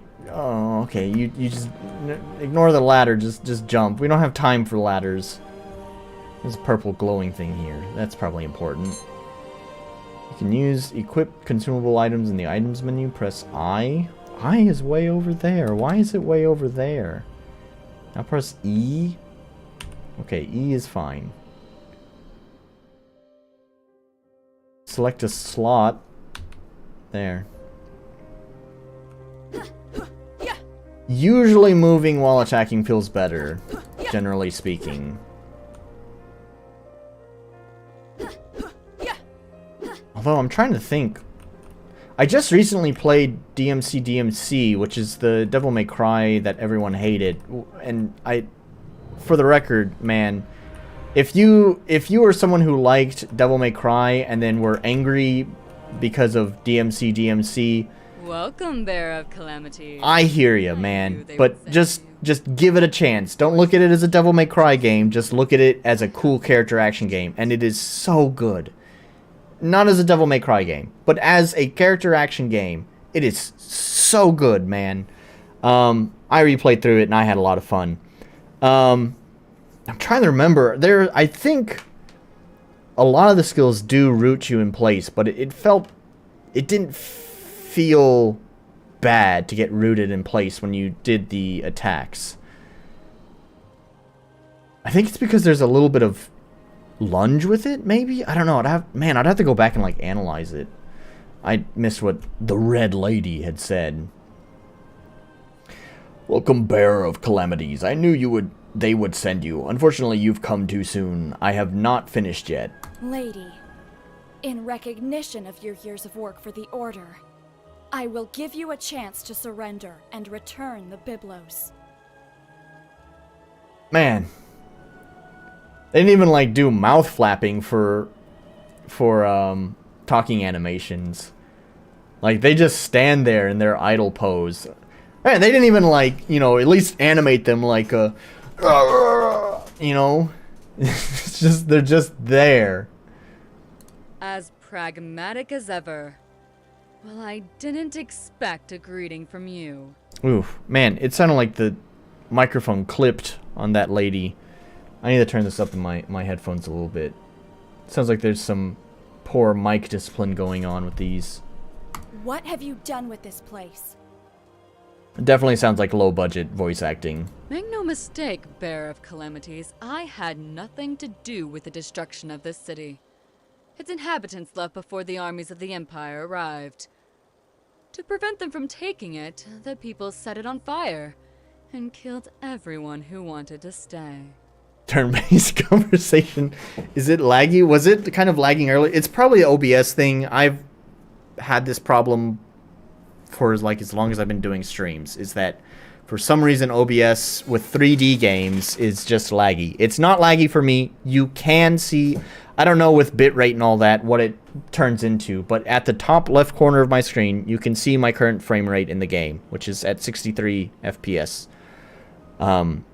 So anyways, nice to have you here, Mr. Orc, fashionably late. Yeah, man, the Red Lady's microphone sounds like it was recorded really hot. Yeah, not very good mic discipline going on. This was clearly some low budget game making that was going on here. It's human nature. War, murder, death. It is something you should already be accustomed to. Yep, there is a peak. Oh, when she said already, you could hear the microphone. Already. I didn't come here to listen to your pointless speech. Give me the artifact. I will not ask again. Them freelance voices just be like that, yeah. know how to act, but don't know how to discipline around the mic. Unfortunately, I'm not finished with it yet. But don't worry. I've prepared something to entertain you and your creature. Goodbye forever, bearer of calamities. This reminds me of the Guild Wars, the Guild Wars cinematics, right? Oh no, the timer is stopped. It's crashed again. Oh, this game doesn't like my timer either. Oh, what the fuck? Okay. That's the second time it's crashed with this game running. Well, I was gonna pause it anyways. I wanted to see if I can bring this up. It's funny because I was actually just watching a review for Guild Wars today. I used to play it a long time ago, back shortly after its release, but it's had many expansions since then. It's still going pretty strong. So I was watching a modern review of it. Guild Wars 2 story. I don't know. Man, it's probably gonna be way too hard to find this. Never mind. It's too, like, non-specific. Fuck it. Anyways, yeah, it plays out just like this, but I think they do actually animate the actors on the side. Like, they'll throw up a fist when they're angry, or they'll stomp their foot, or they'll cross their arms. You know, I don't remember if there was actual, like, mouth flapping with it to at least go along with it. I'm pretty sure there was at least that. But anyways. Wait! Damn. Yeah, I know, right? I don't know why LiveSplit seems to have... Well, okay, LiveSplit is like the most over-engineered timer ever. Just... I don't know. My timer's not going to work with this game. It's crashed for the second time with this game open. I'm going to give it the benefit of the doubt. I know it's been longer than 7 minutes and 36 seconds, but that's where it's crashed, so... I'm recording at 1 hour, 31 minutes currently, so we'll add 7 minutes to that. That's going to be 138. We're at 132, so let's say 139, so what, at an hour and... Oh gosh. It's 23 minutes. So that'd be an hour and 2 hours and 2 minutes. God, is that my dumb late night math working out right?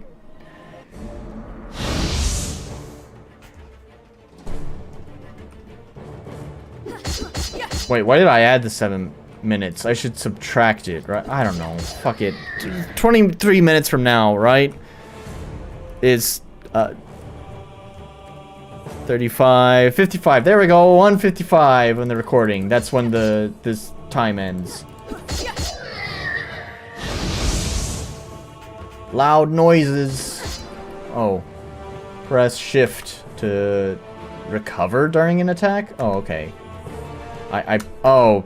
Alright, it's my keyboard being... Oh, no. I'm already hating this game. Oh, God. This is my dumb keyboard in this game. No! I'm soft-locked! Why does my keyboard have to be dumb, and why does the game have to lock me into this frame until I do it? Wait, let me... Okay, I don't need... there we go. Alright. I have bottles flying all over the place. Okay, let's fix this.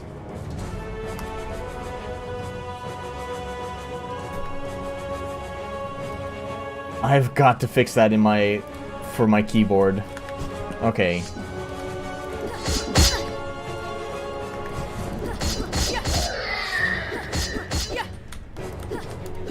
Yeah, the attacks just don't feel very good.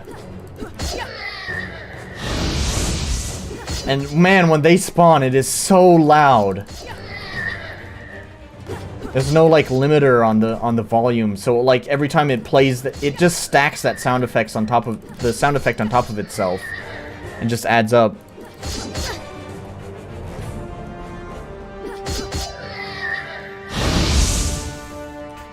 So the main reason why I'm using Live Split is because it has global hotkeys, meaning no matter whether I'm focused on Live Split or not, I can still control it with hotkeys, right?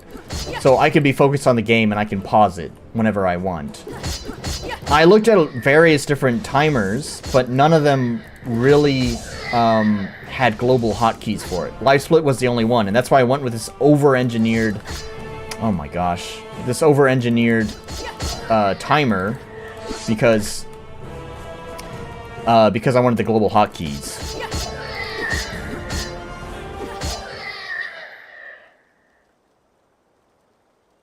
I was surprised that you didn't pounce on that woman. Did you know her? Man, there's only one enemy type? One of the people who took care of my indoctrination. After I signed my pact with you.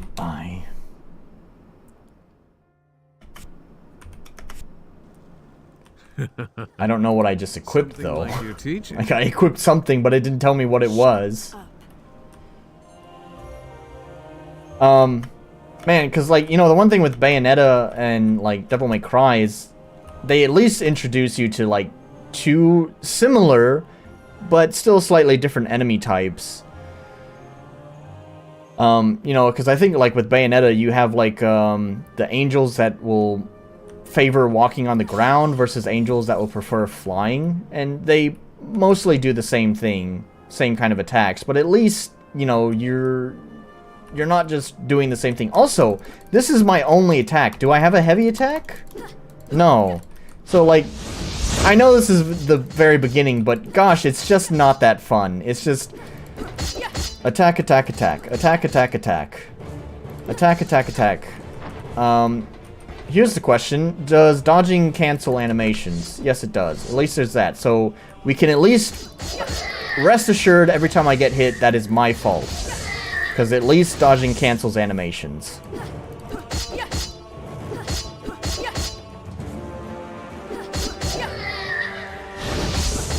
They just throw a bunch of these dudes at you. Like, not very exciting.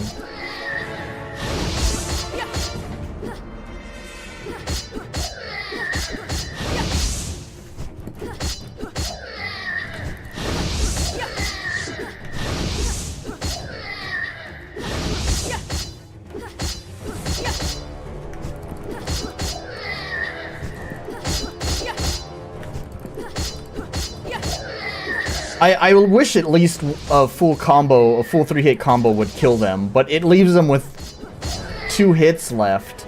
Ah. I probably should have gone on easy, but that's not what these streams are about, right?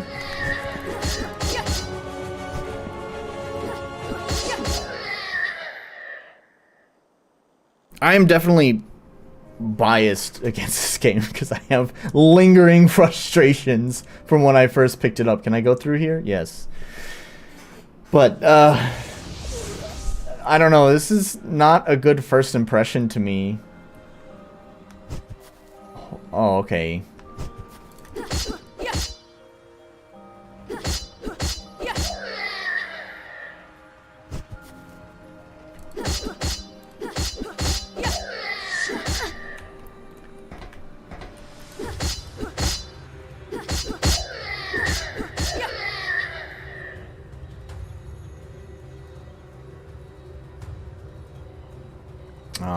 This is a big open field. Where do I go?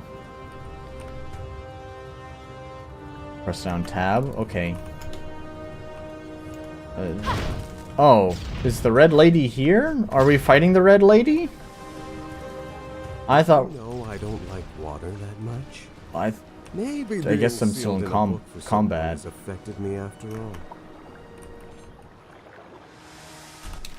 It's so weird. It's way over there on the keyboard. Like, why?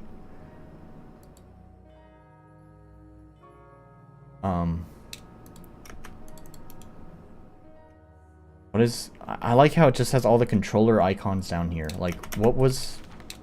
Okay, it's E. And it's an artifact? Okay. So it's +5. I see. The stats are over there. So, okay. So this is +5 combat. Okay. Skills. But I don't know what these fucking keys are. Launcher, magic beam, assault. Oh, God.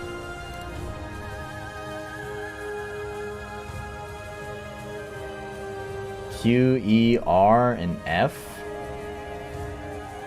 They put transformation on R? Or on right click? And usually on these games, character action games, like you'd have your left click for like your light attack and right click for like a heavy attack or a commonly used skill or something. So I wonder if that transformation is, I don't know. Anyways, so let's see. Q. Okay, so we at least have that. Okay. Gap closer. Was F the other one? Okay. How often can I use those? Okay, so that one like uses a lot of my white bar, the slow stamina. That one uses the slow stamina as well. This one uses the fast stamina.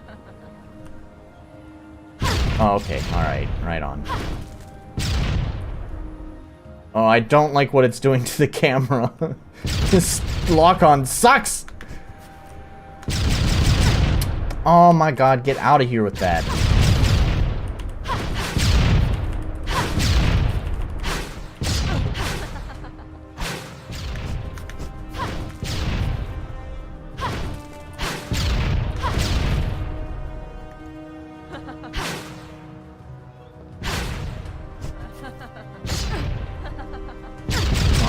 Alright, alright.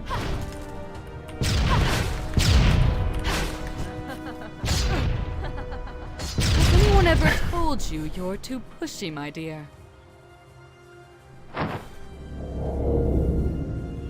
Wow, an existential barrier. And one of substantial power, if I may say. Suggestions? I sense 3 seals that support the barrier nearby. We must go back and find them if we want to move on. Don't worry. I'll make them visible for you, baby. Baby. It's kind of cheesy.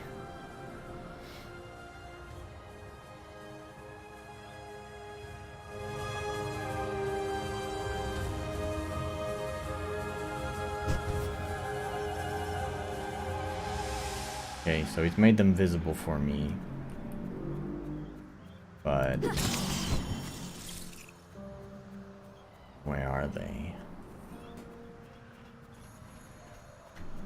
Let's try this launcher. I guess that's cool. There's not really any sort of way to... So that's the thing, right? There's not really any sort of way to juggle them. Like, that's it. I don't have any other skills to keep them up. Can I repeat the launch? And just keep going up? They're not going to let me do that, right? Oh, okay, I can knock them back down. I guess that would keep the combo going. Oh, except it didn't do it.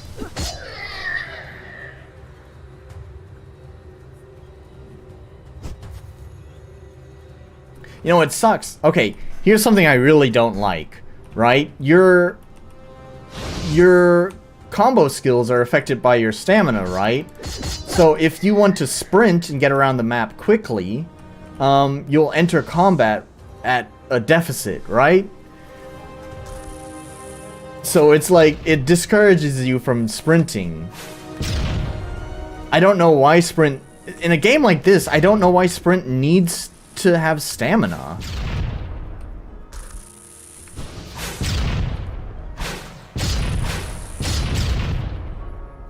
One down, 2 to go.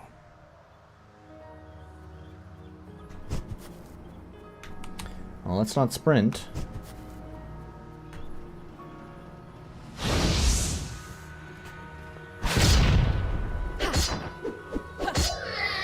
That really sucks. You knock them up and then, like, my attacks miss.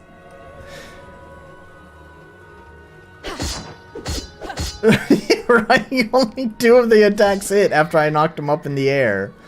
I have no, like, aerial control. That's, like, totally out of my control. If I kick him up, I feel like he should be within my hitbox to be hit by all of the attacks.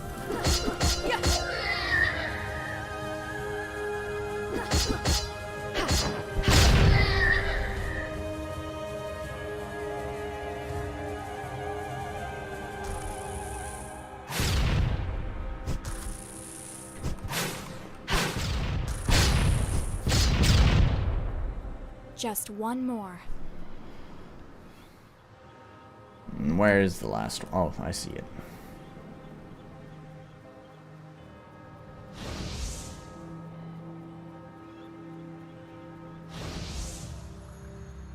It's a random item. Drop these items just wherever.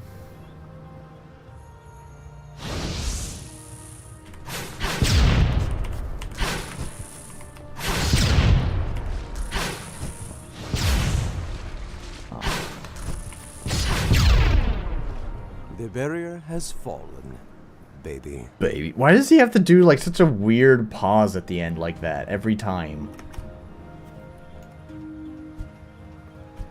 Maybe there's deep lore reasons for that.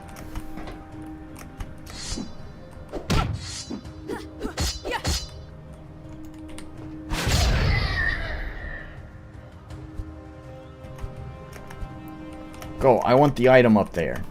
Ah. Oh, the jumping feels so bad in this game.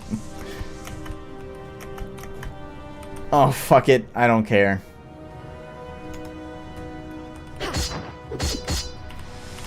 Oh. Press the button and I just don't do the action I want. Jump, jump, slash, slash, that. Okay, that's what I want.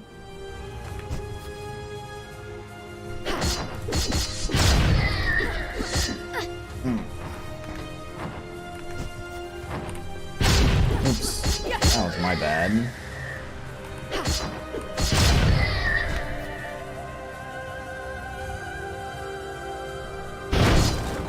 Oh, that is so useless.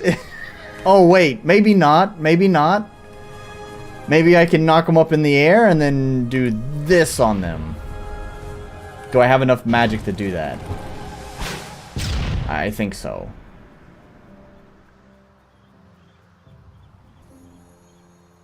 So it would be this, this. Yeah, okay.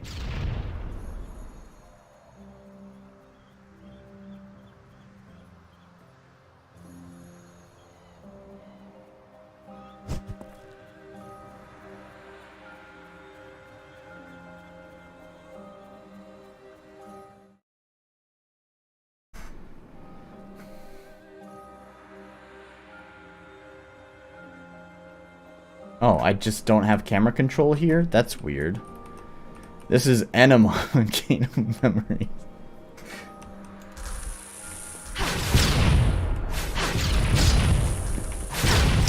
God.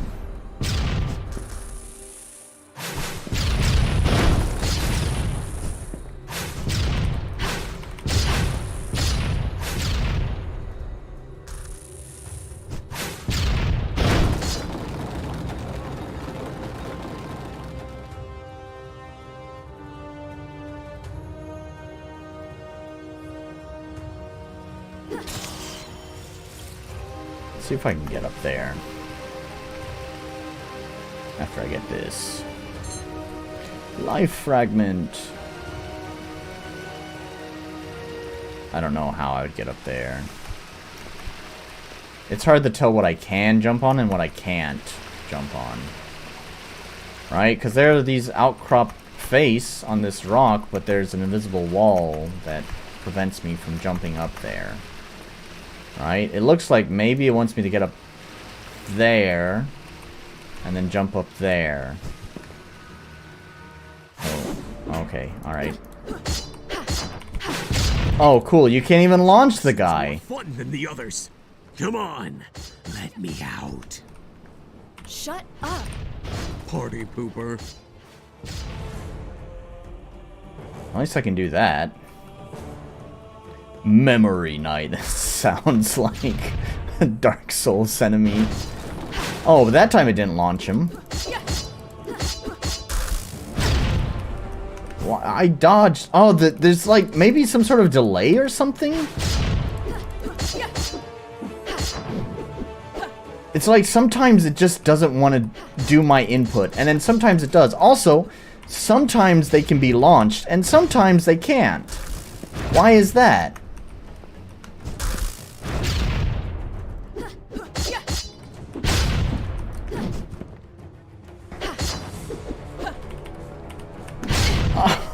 The unresponsive input is killing me. This just doesn't feel as tight as it should be. These animations actually can be pretty snappy. But it's just, it's not the snappiness of the animation that feels like it's causing the problem. It's that it just doesn't do what I want it to do. I press the button and yet the thing doesn't happen.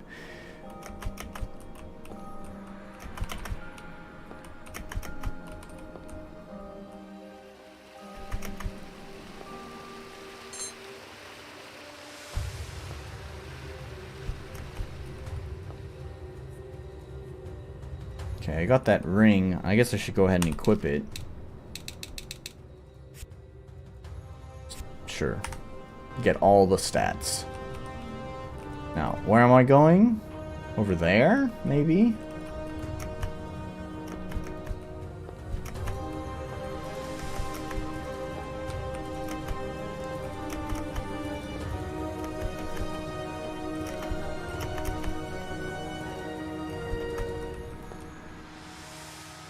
Right, at this point I've already figured that out. Thanks, game. It's a little bit late to be giving the tutorial for that one.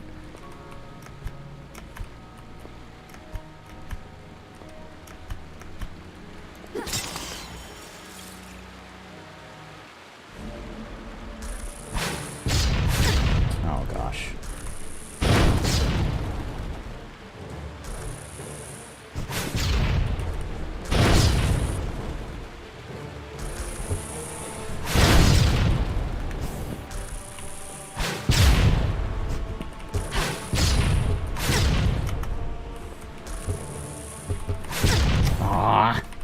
Do the stupid thing. Thank you. That time was... Oh, more. Oh, this is not fun. Especially because they can block your stupid attack. I have to wait for this thing to... Oh, they interrupted it. This is not fun. This is annoying.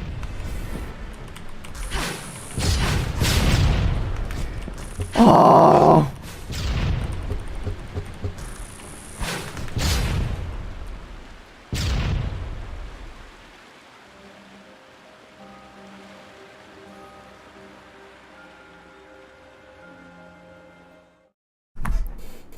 Alright. 2 more minutes, I think. I'm wondering, I've been collecting a lot of these things, and I'm wondering what they do. Is there a shop? This place? I've never read anything about such ruins here. I don't know. But whatever it is. Oh, and I missed. Something. Don't go too slow with that combo or you miss. I have 822 souls, maybe.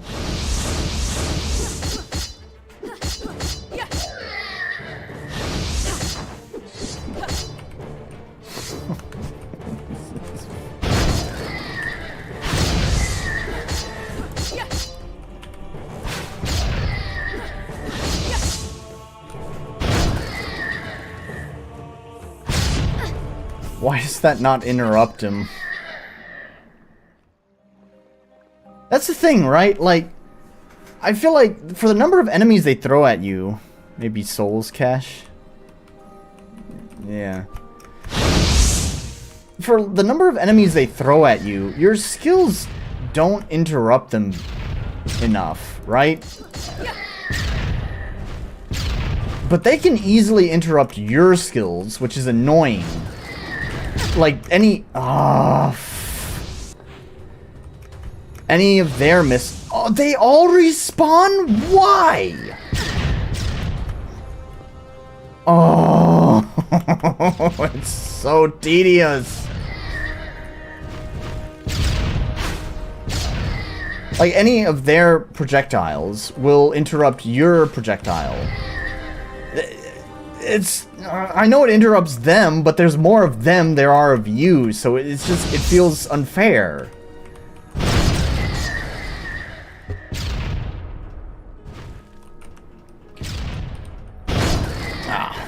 Just gonna try to go for that triple. Oh, baby, a single.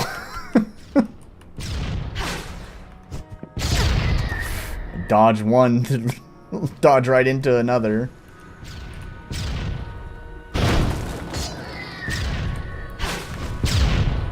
See, they interrupt my fucking missile. Lady. Hello. I'll admit. Hello, nice to have you here. Yeah. One more time, Bearer of Calamities. The Biblos is not ready yet. What do you want? Want? I don't want anything, my dear. Oh, at least they have different poses now. Salvation. But I don't expect someone like you to understand that. But you, my dear, were a fool for coming here. This whole place was built for only one purpose. To seal the very core of your power. You look frightened, dear. Are you afraid of monsters again? I hope this doesn't mean they're gonna, like, take away your Those skills. are no monsters. Let me show you what a real Or is this monster en media is. res? Oh yeah, I like that. I like that 4x3 black square. I love it! Oh. Oh, I see. Okay. I'm playing as a different dude.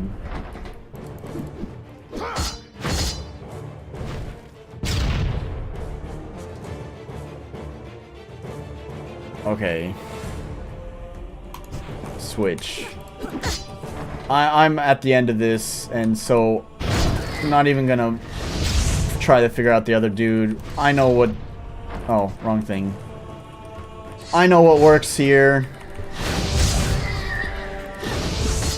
Ah!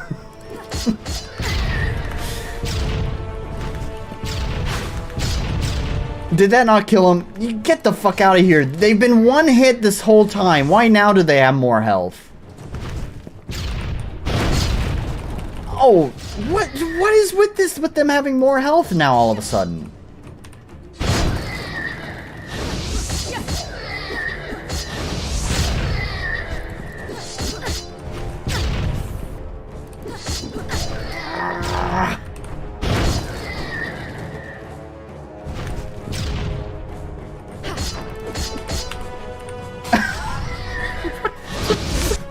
God, I want to do the fucking cool combo, but it's just so unresponsive.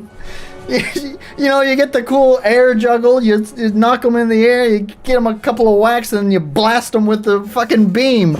And I've done it before, but it's so unresponsive. It's like I push the E button and I jump up, whack, whack, and then just fall. But I push the fucking E button, God! You do it now. So, oh, there you go. Now you fucking do it. God.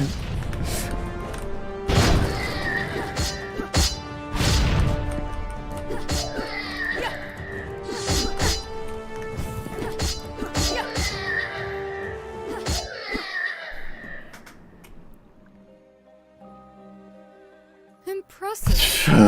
Okay, let me catch up on... Fragment of your true power. Let the lady talk and then I'll catch up on Leaves me chat. No choice but to interfere. Oh, it's a boss time? Okay, just hang on. Let me catch up on chat. Well, that looked miserable, and that sound design was a meme. Yeah. Very fun game design. Just always have one or two enemies off screen that snipe you with unreactable bullets.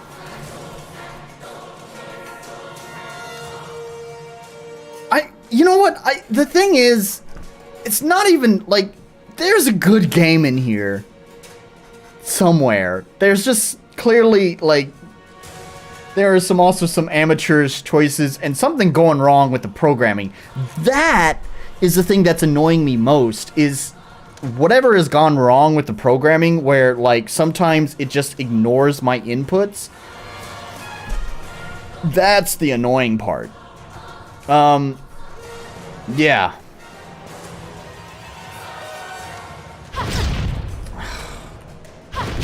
Oh, leave me alone. Lay off with it, would you?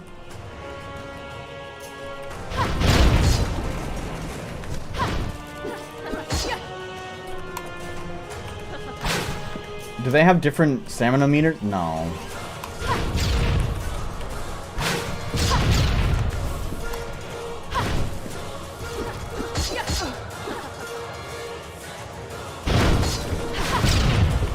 I really hate how they can block your projectiles with their own projectiles. It just...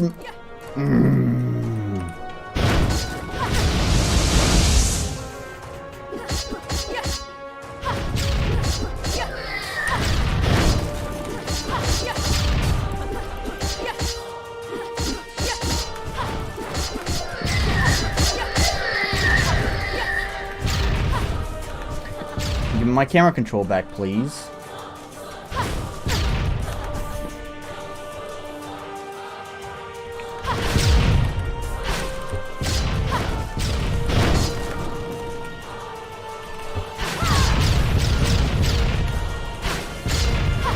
This is because she won't let you get near her to do a combo.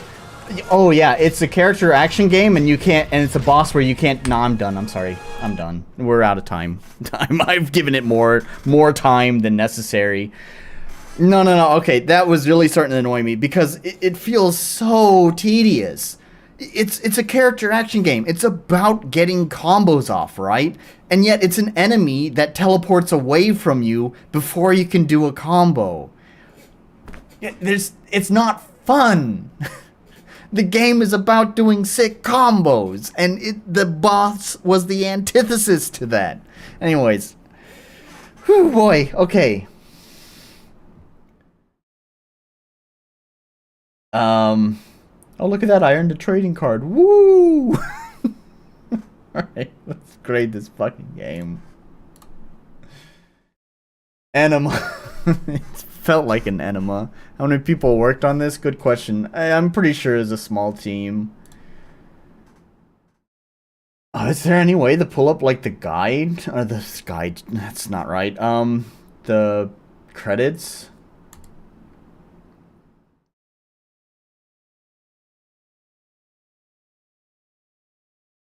I mean, I don't know about this specific game. I could pull up their website, but I think they've expanded since then. I don't know. I'd imagine it's probably maybe a couple of people and a bunch of contract work, you know, freelancers. At least for that one. Their current Kickstarter looks like it's much more higher budget. Let's hope that their more modern attempt is better.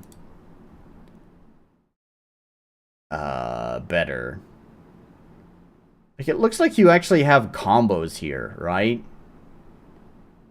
Which is gonna be so much more fun, right? Because that's the thing, right? This is what I was trying to get at when I was playing the game, is that you know, one of the things is with, like, Bayonetta is that there's at least a couple of enemy types at the very beginning of the game, but also you have access to all of your main combos. There are skills like gap closers and some additional, you know, stylish stuff you can do with your guns and whatever, but your main combos, your main damage dealers are all unlocked at the start. So you have plenty of tools to work with and plenty of things to experiment with, which kind of keeps things fresh. In that game, you had your single combo, and then you had a couple of skills that were all tied to your 2 different stamina bars. And then also you had your sprint, which was tied to your stamina bar, which is annoying.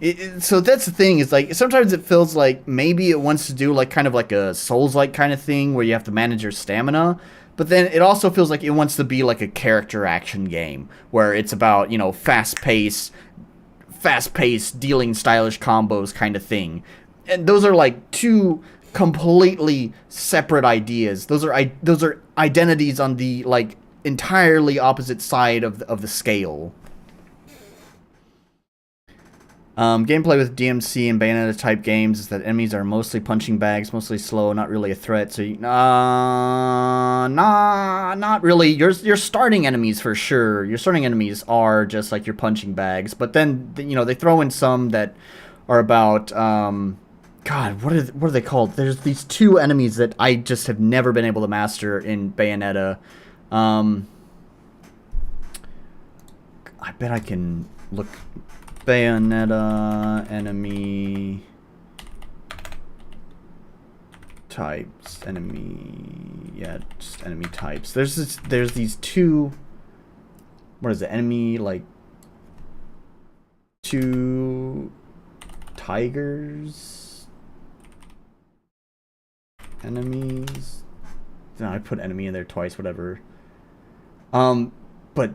These dudes are Grace and Glory. Okay, yeah, those are the ones. I hate those fuckers. But yeah, you know, the different enemies, the special enemies in like Bayonetta and DMC, there are enemies that are about learning counters to the enemies. Hence why I'm not a fan. Fair enough. I loved Bayonetta. Back when I was in America, I was such a fan of Bayonetta. I had bought very expensive glasses frames that were designed after Bayonetta 1 designed glasses.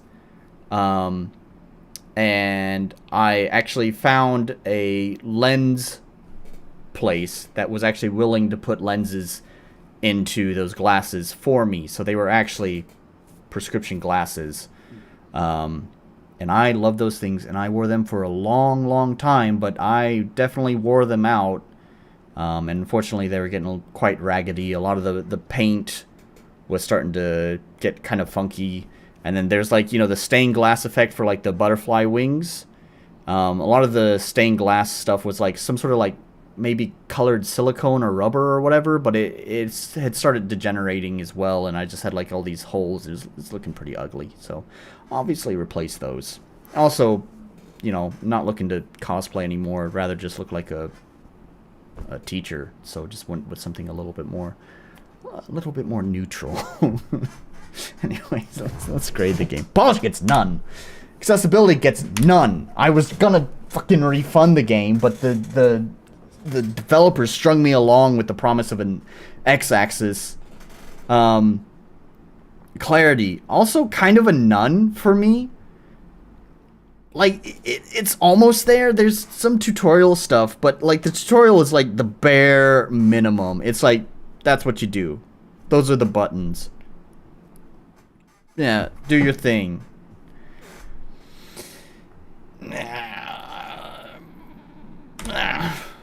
Balanced, fine.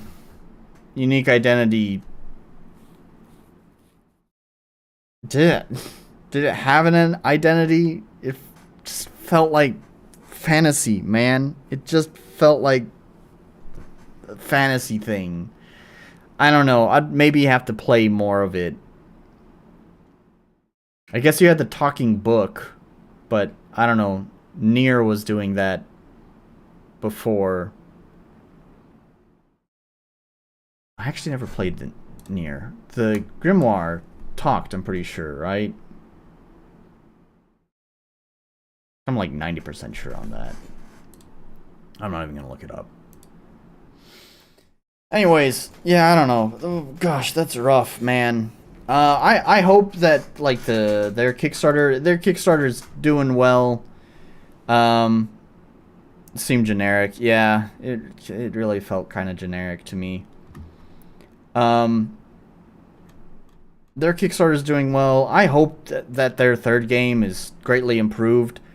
I'm honestly kind of curious to see how things might have improved in the second game. They've obviously kind of left the first game behind. I'm certain there's no more updates coming to that. So I'd be curious how things might have improved in the second game. I wonder if there's a demo. Can we look that up real fast? I'm not going to be playing it here tonight. There is no demo. Okay. Though it's only 389 yen right now. Yeah. I don't know. I'm curious to see how things might have progressed. Hopefully things feel better to control and there wouldn't be just nonsense bullshit going on. And I think that would put into perspective what to expect. Like, how much growth happened from the first game to the second game would maybe be a telling sign of what to expect out of the third. Like, if they were able to learn and grow this much, then that probably means they've learned a lot since the second game, and the third game would be even better, right? But if it seems like they didn't learn that much from the first game, then I would kind of go in with the expectation that the third game also probably is not going to be that improved either.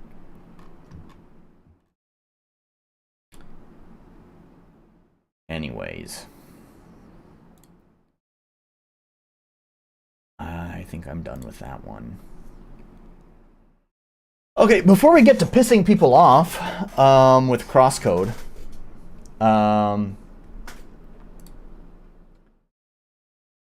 wait, was it? Sorry, actually, it just occurred to me. It's not Grace and Glory. Sorry, this is totally back off topic. Is it Grace and Glory? Because there are two. Okay, yeah, it is. Because I just remembered that there are two other kind of tiger-like enemies, but those were much easier. And it's, yeah, anyway, sorry. Just kind of ADD moment there.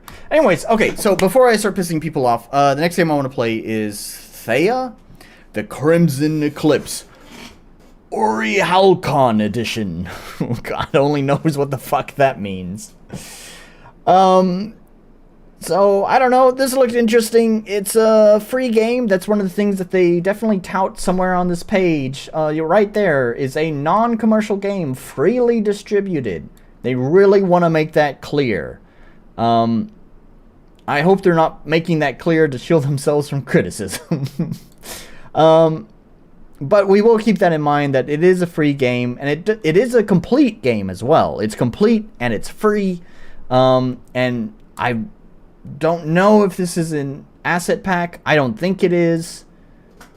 I don't know if it's also ripped art either, but it looks more original than a lot of the RPG Maker games that I've played.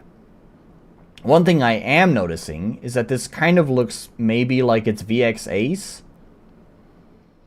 And I probably should have checked that before the stream, because as I mentioned before, I've kind of put in a soft rule that I'm not playing VX Ace games on stream anymore, unless they're submitted by a dev. Because they just cause too many problems. We gotta get Live Split launched again, since it crashed.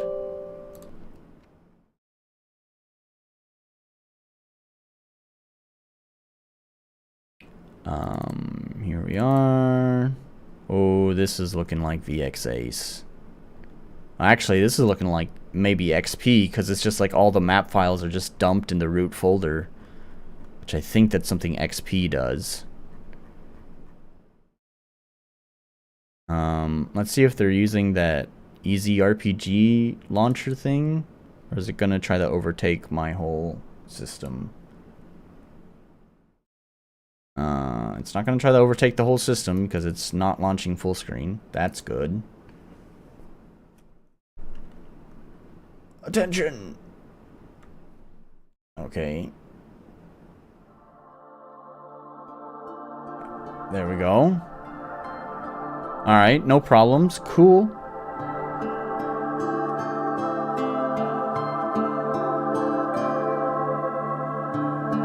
It's a little bit loud. Very chunky pixels.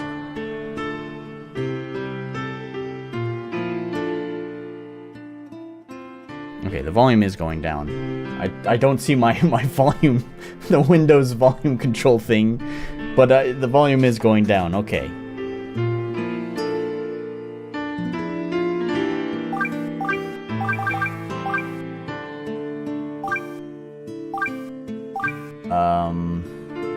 Yeah, no options menu. Can we start the timer? It's not crashed, it's going. Let me know if the timer suddenly stops for no reason. It's kind of loud in my headphones.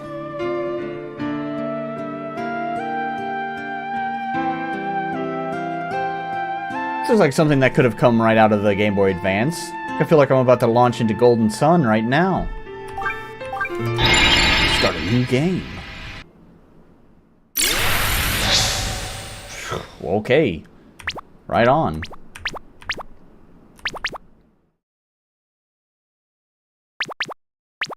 Not a pro or a con here. Interesting observation. Hang on. Oh, I hope this doesn't select the option. I want to pause. Do not select the option, please. Okay, cool. So interesting observation. This doesn't mean anything. But I was thinking about this earlier because with my own game and how I wanted to handle difficulty selection. And it's kind of funny because I feel like now, at least with me, and I think maybe other players too, other modern players, is that generally when you pick the higher difficulty, often the games give you better rewards. So it's like you play harder, you get better rewards, you know?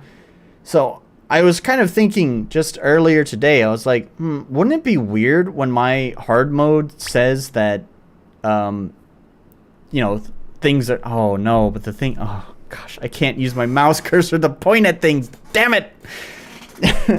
Well, you see the XP AP Zenith thing, which I assume is gold, you get minus 20%, and so, I don't know, I was just kind of thinking, like, I feel like most gamers would expect, like, hard mode you'd get better rewards, but the game would be more difficult, so would it be weird if, like, when you pick the hard mode, you get a reduction in that stuff? Like, it makes sense, logically as a game developer, but it's just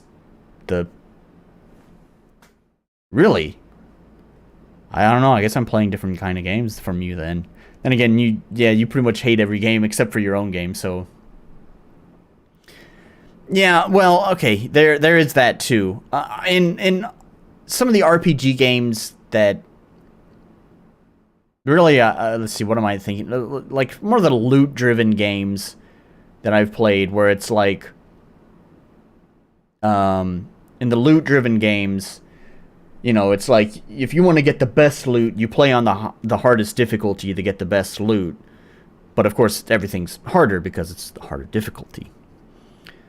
Let's see. I just don't plan to have traditional difficulties. I have difficulty slider key items that stack. No, don't get me wrong. I hate my own game too. Yeah, okay. So there it is. Mr. Orc just hates every game.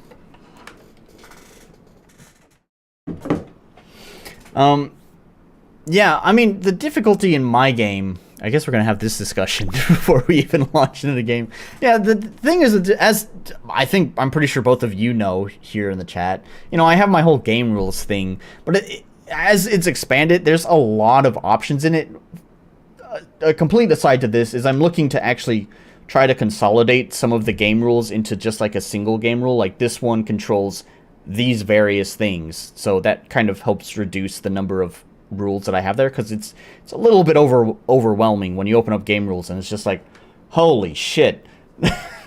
So but because I have access to all of that, one of the other things that I was really thinking was doing like a game presets, like different game rules presets, so you don't even need to touch the game rules thing. It's just like, oh, that preset sounds good, I'm gonna pick that one, and then you don't even have to touch the whole game rules thing. And so, anyways, those would just be predefined difficulties. Anyways. Oh yeah, loot games are different. Games like ARPGs definitely have better rewards for harder difficulties, but like regular RPGs don't usually. Yeah. All right, let's go. I didn't even check if I could use WASD. I just assumed no options, so I might as well just use arrow keys. But they got F4 working. Look at that! I got some moving feet. Got some animation going on.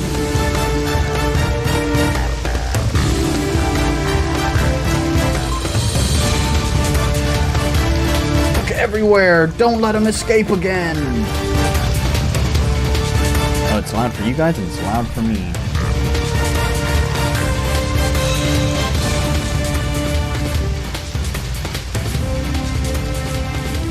Yes, sir!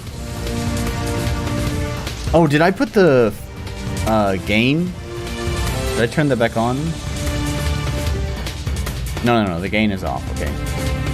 The game is loud as fuck, yeah. There he is, he went that way. Come on, let's get him.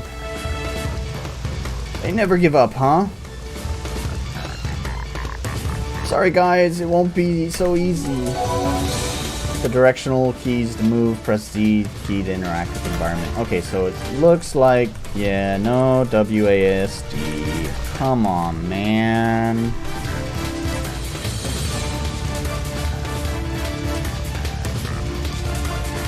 Here, I guess. Cannot. These scaffold things are in bad shape. Come in handy against those vanguards. Okay. Can I just, like, knock it down now? No? Oh. Huh? Okay. I'm trying not to be like wowie at all the fancy graphics because the actual gameplay might be... It's fine to be wowie at the graphics. That's okay.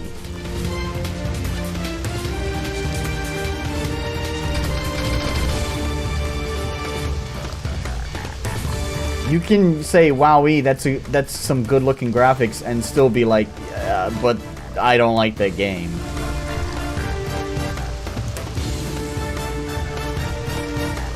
Like, I think a prime example. I was watching a video on Anthem. Do you remember Anthem? BioWare's attempt at a live service game. I was watching a video on it, and it's like, you know. The game actually looks a little bit fun, but there's just so many other problems with it, right? What the fuck do I do here, by the way? Did he say something? Did I streamer brain?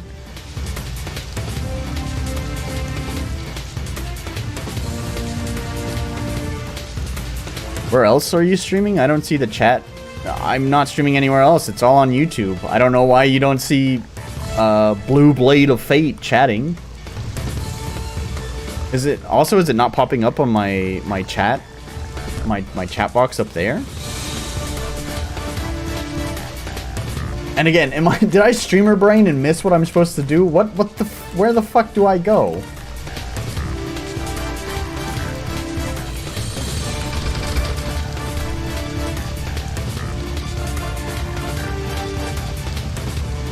Going all the way upper left.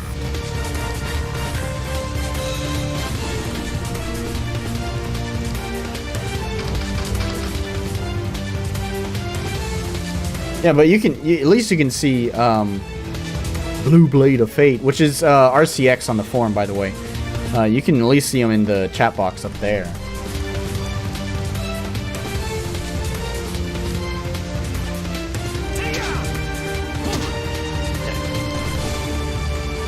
Okay, I had to interact with it from that side.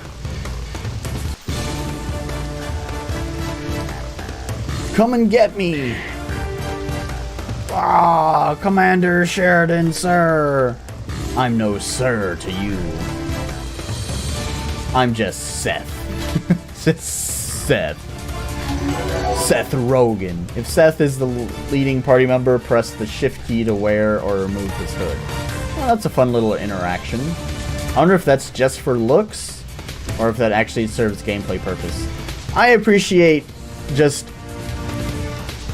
functions that exist for no reason other than just making things feel more alive, like that. Like, if it was just there's no gameplay purpose to the hood, I'd almost kind of appreciate that. In fact, I almost kind of hope that that's the case. A dead end. You've got nowhere to run now.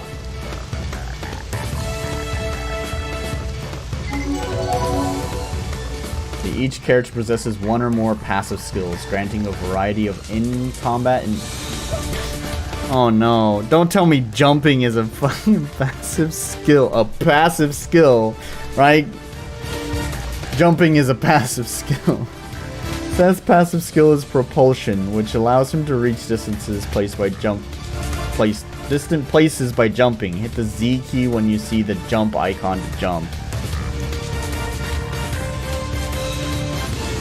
Yeah, times when interact with this notification would have helped. Yep. So there is... Oh, okay, there it is. Jumping is not a passive ability. We can all fucking jump. Get out of here with that. Well, what are you waiting for?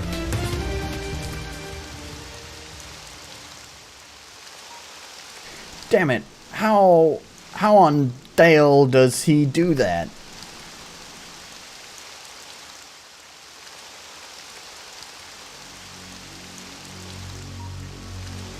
We lost him, sir.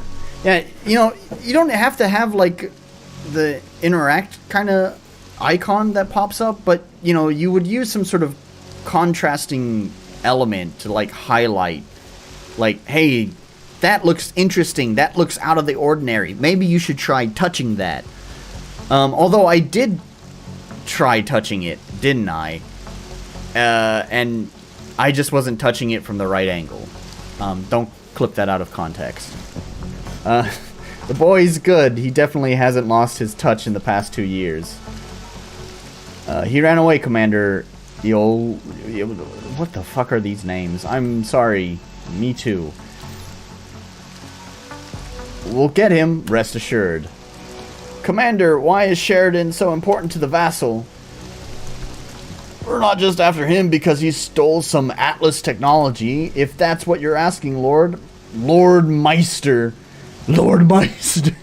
needs to speak with him personally.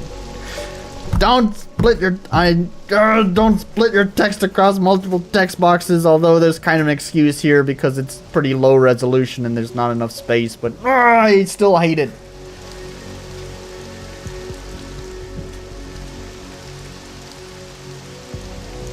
Let's see, you went under it outright, which made me think you had to pass by it. Yeah, exactly. Like the little, like, push the player back, like, you don't go there yet kind of event that they have on the other side should have maybe been moved under the thing. So it's like you don't go under that yet. Although, if that was the case, I might have just not tried interacting. I don't know. I'm not the game dev, but the game dev should maybe figure out a better way of telling the player, like, hey, that's the thing you need to do. They say this is about the crisis, but I don't get what Seth's role is. The crisis. Chapter 0. Arethal's crisis. Oh, we're gonna go back in time.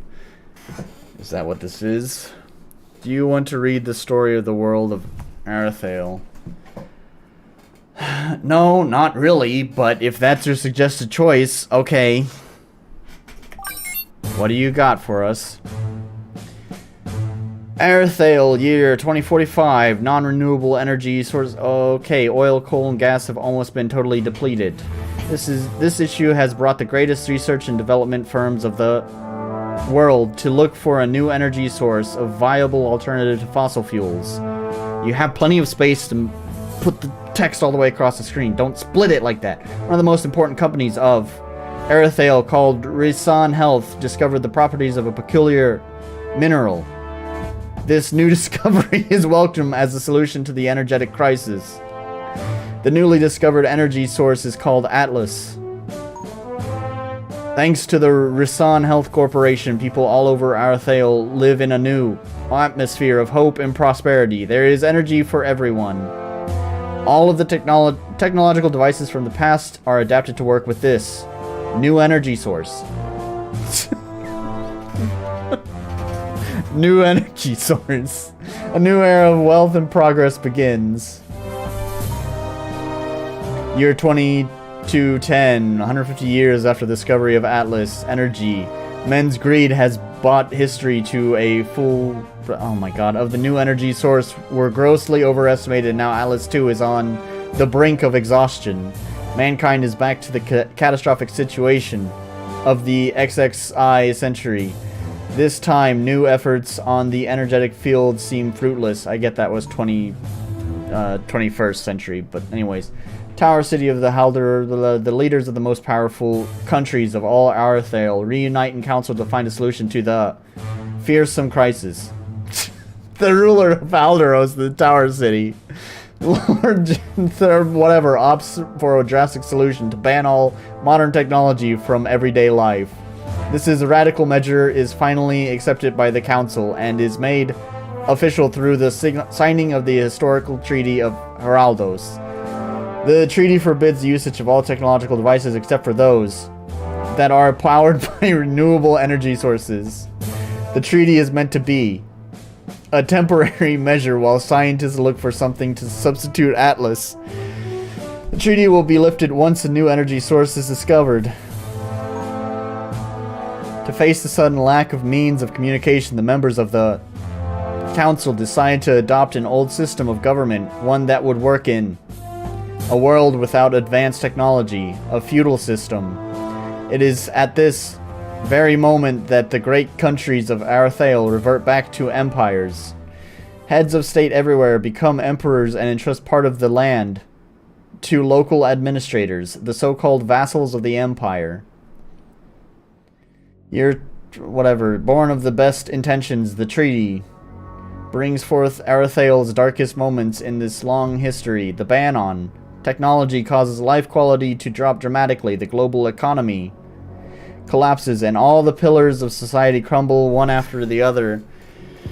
The smuggling of illegal technology becomes commonplace. Even some corrupted empires start using the few remaining sources of Atlas.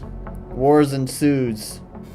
Many empires start destroying each other, dragging their citizens in despair. I'd love to read chat, but I can't. By the end of the war, only 4 empires remain. The rest of the world lies in ruin. Leviathan Empire divided in the fiefs of... or whatever. I can't read these fucking names. Whatever. Oh my god, just go. This is why I said I don't want to read this. I knew this would be too long. This could be way more succinct. Folks ran out of juice. They discovered a new juice. They ran out of that juice. They took away the technology. Now everyone's fighting. Villages where they use obsolete technology to get on with their lives. The moral is that an historical low and the dark period seems to know no end. Hi, okay, we're done. Okay, what did I miss in chat? I really hate these kind of detached lore dump openings. Absolutely. Especially because they can never be succinct. Yo, did you see that sick-ass WooTBM video that just dropped today or yesterday? I don't recall. Man, that Sea of Stars game is also not very succinct. And he also talked about how JRPGs are just notorious for, like maybe you have, 5 too many message boxes there to describe something that could be maybe summarized in half a sentence. I feel it'd be much more interesting if we actually saw this through the eyes of the character. Yeah, possibly. I feel like I'm sitting through a college lecture I'm going to forget when I step out of here. Absolutely. Hey, that's the Ruin feature from Chrono Trigger. I will admit, I have not played Chrono Trigger, so I wouldn't know. Anyways, now we can get back to the game. No one saw me. Good. I'd better check if I still have my stuff on me. Press the X key to open the menu and manage character skills, equipment, and much more. This game is like the absolute worst about splitting text across message boxes, though. Like, I've talked about that before, and it's a polish thing, right? Like, obviously it's not going to break the game if you do that, but it's just the text doesn't flow very well when you do that. There's kind of an excuse for like the on-field stuff, like we're dealing with pretty low resolution stuff.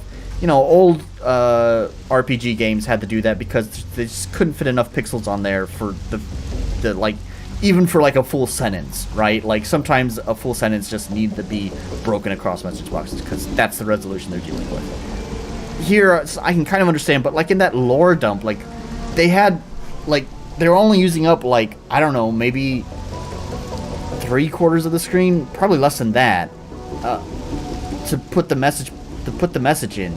That could have used way more of the screen to show more text, and things wouldn't have been cut off weirdly.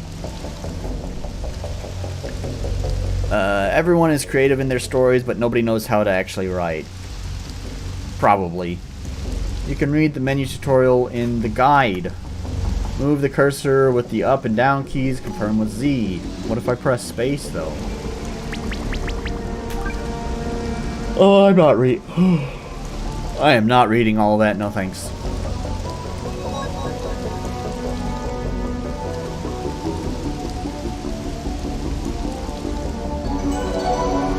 We'll find chests all over the world of Arathael. Get close to chests. Okay. Green chests can be opened by anyone, whereas red chests are locked. Only a professional safecracker can open them. Gotcha. Zenith! Woo! Money! In.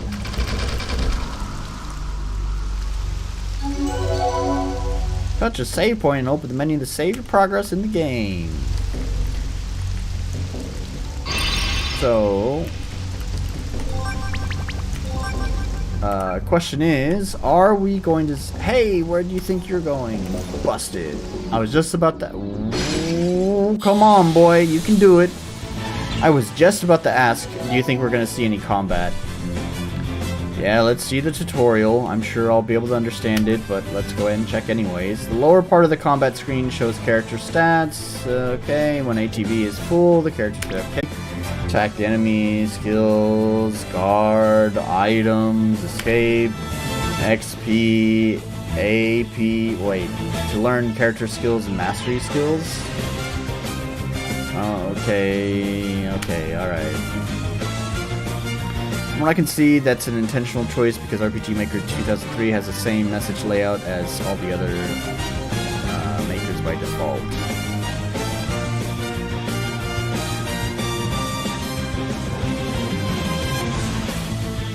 I'm not sure which part you're referring to. If it's the message boxes like on the map, like, yeah, I know they could probably, I'm pretty certain they could change that if they wanted to work with a higher resolution, but they've specifically have picked a low resolution to get those chunky pixel look, right?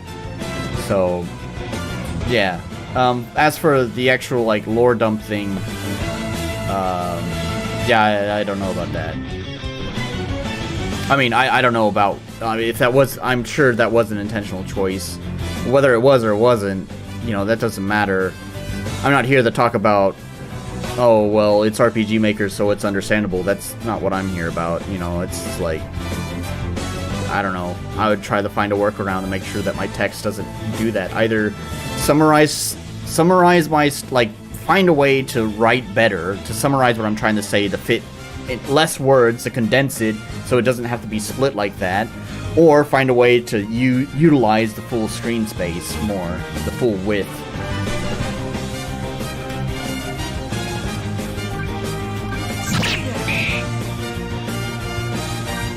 What kind of skills do we have?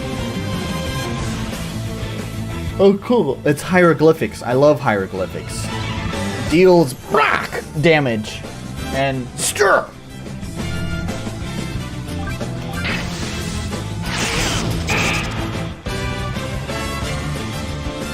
That was a very unexciting victory.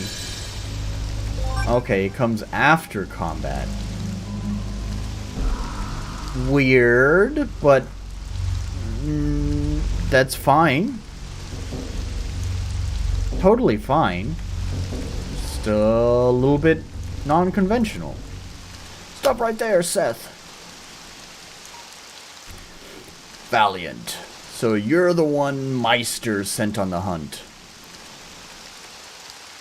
My YouTube chat was set to top chat, whatever that means. Now I see everything. Well, there we go. I guess RCX is just not a top chatter. I'm saying I'd lambast them for doing that on purpose. Yeah. Yeah. Well, not many high vanguards can catch up with the likes of you, not since you left. Come on, stop running and follow me to the castle. You're alone and surrounded by my men on all sides, nowhere to escape. Come on, Seth, there's no need for us to take you there the hard way. Whoa, that was weird. Everything else has been, like, very faithful to the bits, and then all of a sudden there's just, like, a sampled laugh? I don't think that was a voice actor. I'm sure that's just like a voice pack. Like, there's even like these, like, you know, SNES sounds with like the drawing the sword, just a kind of a, you know, a bit. The fucking, what's the chiptune? There we go. Just kind of like a chiptune kind of doom sound. You're a high vanguard valiant. You should be used to the hard way. Dude, it's weird that the frame rate just chugs on that. It looks like it should be smooth because it like kind of jerks. Like there's a little bit smooth and then it slows down and then a little bit smooth and slows down and then it kind of speeds up and then goes. No, but I'll go ahead and see it anyways. The vertical bar is called the Exceed bar. When it's full, the character can perform a special skill. It's at Exceed. The bar is depleted after each fight. Each character has different ways to fill the Exceed bar depending on X charge. The details about the X charge can be found in the Status tab under the Manage Party menu. You can read the Exceed tutorial in the Guide menu. I do appreciate that they have the guide menu there. Because I've talked about having redundancy in your tutorials. Having something where players, if they don't understand something, they can go back and reference your tutorial. Or if it's been a long time since they last played your game and they pick it back up again, then they can just, you know, go to that manual or whatever and refresh their memory, their mind on how to play the game. What stuff is. Kill the ads. He took 2 hits and he's still not dead.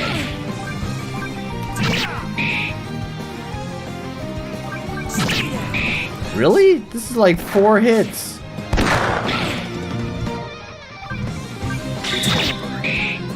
Really?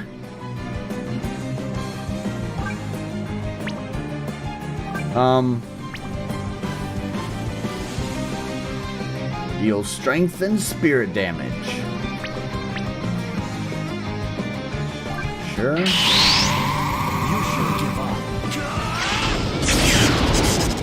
Oh yeah, there's some more like voice samples there.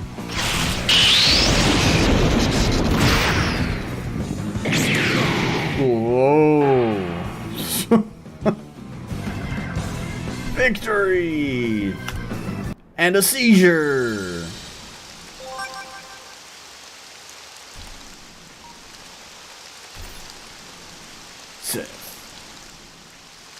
Oh yeah, I forgot you can raise and lower the hood. So far that hasn't served any gameplay purpose, so I kinda like that. Ugh. Valiant is a tough one. I think I'm far enough from rail now, I'd better find a place to rest.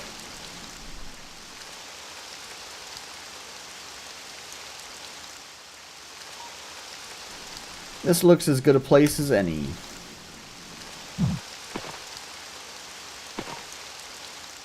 Damn. It's cold out here. I can't go on like this.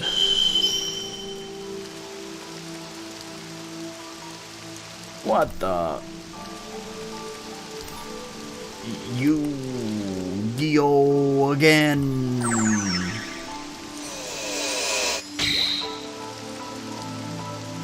What, my wounds? They're gone.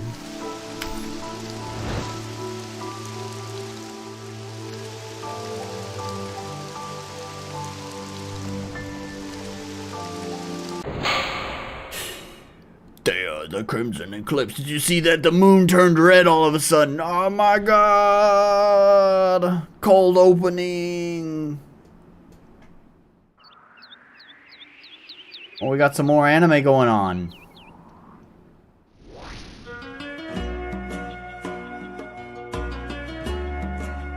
Yeah, that's pretty nice. The presentation in this game is pretty cool. Not gonna lie.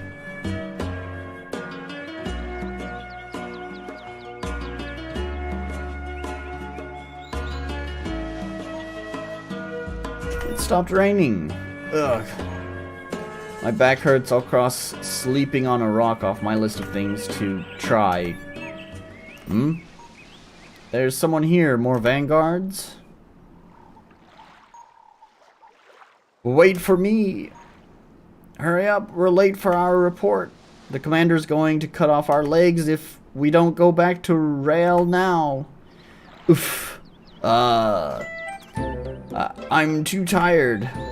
We're late anyways, guys. Let's rest for a minute or two. Alright, let's stop here for a while.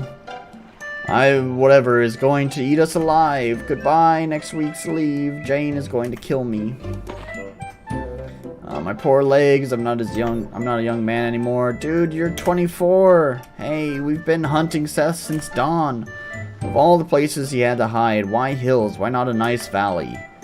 It's not noon yet, and I'm exhausted already.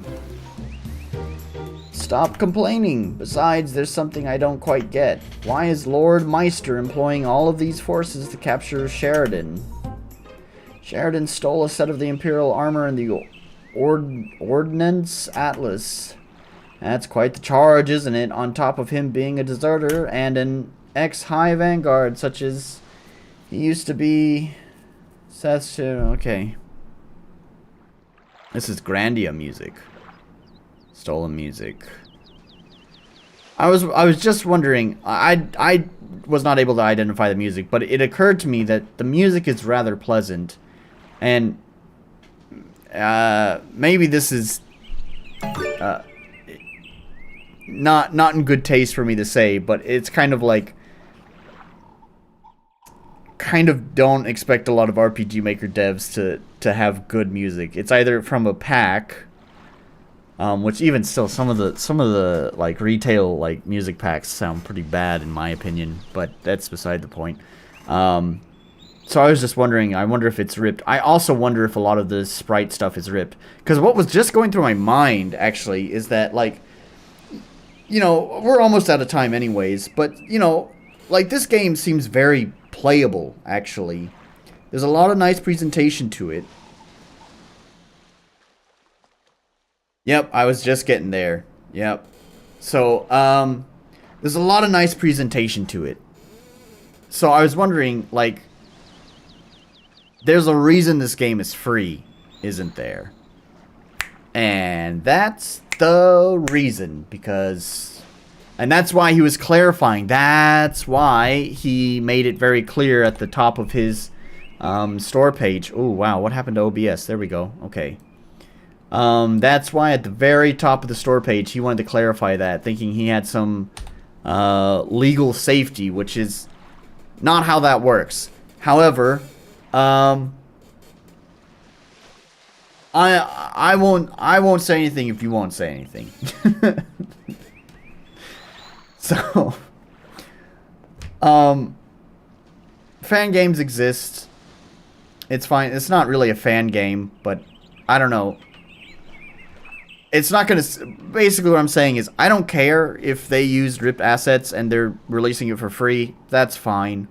But that doesn't actually protect them from the law. You know, the folks who do actually own it, if they care enough, which is usually they don't, but if they do care enough, they're well within their right to send a cease and desist, whether you're making money or not. They're if they care enough, they're going to do that. Anyways, I'm gonna skip through this dialogue. None of it seems that interesting or important anyways. It kind of tells us maybe why our character is on the run, and I think that's really the only thing that we need to learn from this. And then let's just see what's next.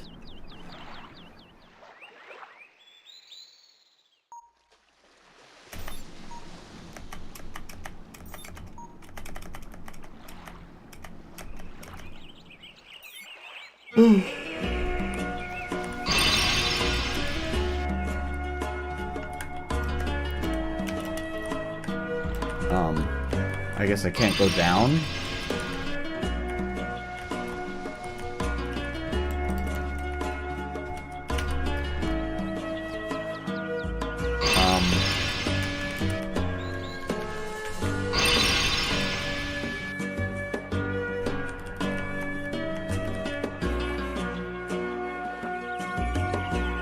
I just realized the soldiers are 2D Shinra troops from... There we go. The cracks are starting to show through. Which, speaking of cracks... here we are again. What the fuck do I do? Oh. Get out of here with that. What the fuck? Colored arrows at the margin of the screen are movement indicators. There are 3 types of movement indicators. Normal. Yo, I think...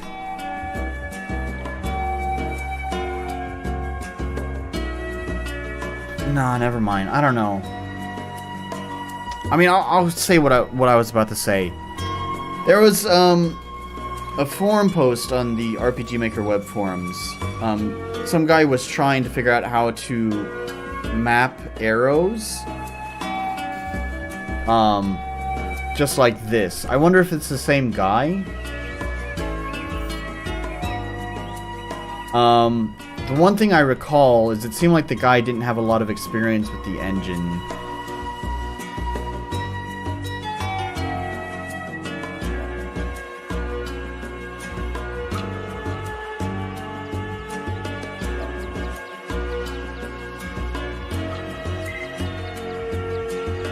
I don't like the inconsistency with the jump. Like, I appreciate that there's at least there's the indicator, so like you at least know, like, okay, here is okay. But I would rather it just be like, if you have the jump ability, you should just be able to use the jump ability. Just you need to make level design that accounts for that. Like back here, like, why? First of all, it feels like the level doesn't the level, like the Z height doesn't make sense, because like this is kind of up on a cliff, and then suddenly like it's not up on a cliff anymore. Like, I don't know, it doesn't make sense in 3D space. But like, why have me like have to look for this little, you know, underneath passage here? Why can't I just fucking jump down? I mean, it's right there. Come on, man. Don't do that.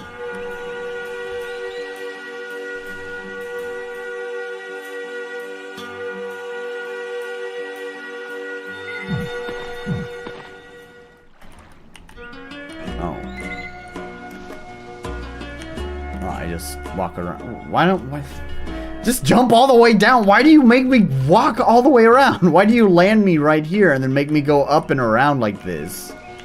Come on, man. It's just so unnecessary. Anyways, alright, we're over time. I don't know, cracks kind of feel like they started showing through here at the end.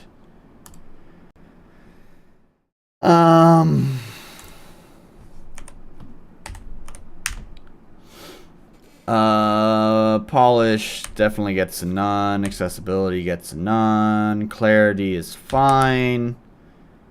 Balance, it didn't really have a lot of combat, so don't have much to base this off of, but I'm gonna say it's fine. This might seem a little bit unfair and also not objective at all, but I'm gonna go ahead and say that my rule is that if you used RIP art assets, I'm fine with it, but you no longer have a unique identity. Because it's not your identity, it's someone else's. So, yeah, I'm not going to give him the point for that. And maybe I should add that in here as well. Is there space for that? To remind myself, using ripped assets automatically disqualifies you for this point. So, there we go. That's not really unfair, I think. Alright, good. Well, see, the reason why I justify unfairness in my head is that you could still have a unique identity somewhere else. You know, a unique story. Because if we go back to the description here, right? It's not just about the art. Unique identity is determined by how well the game is able to exist on its own. This can include how well it stands as a game and not as a product of the engine, or how unique its art, mechanics, writing, etc. are compared to other games in the industry. With that said, I also feel like when we take that into consideration, I don't feel like the writing was that special, which would be the only other thing that could carry it on its unique identity. So, yeah, it's a 0. Yeah, I don't know.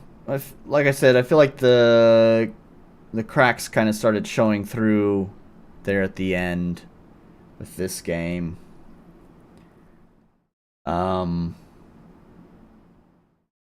Yeah. Well, last game of the night. Let's get it done. It's a game that everyone's going to be angry with me at. It's CrossCode.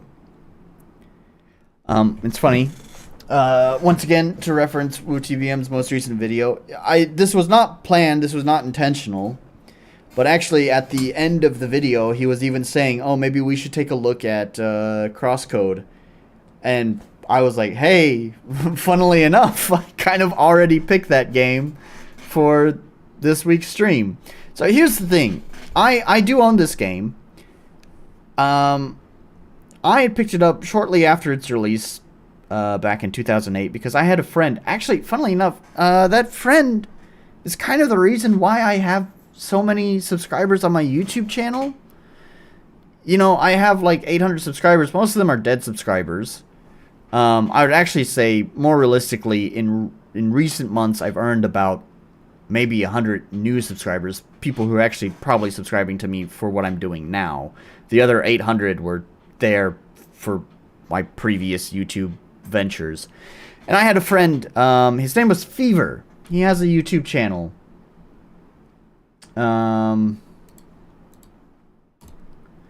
His YouTube channel is dead now. So, which is a shame. But he had a reasonably large YouTube channel. Here it is, Fever.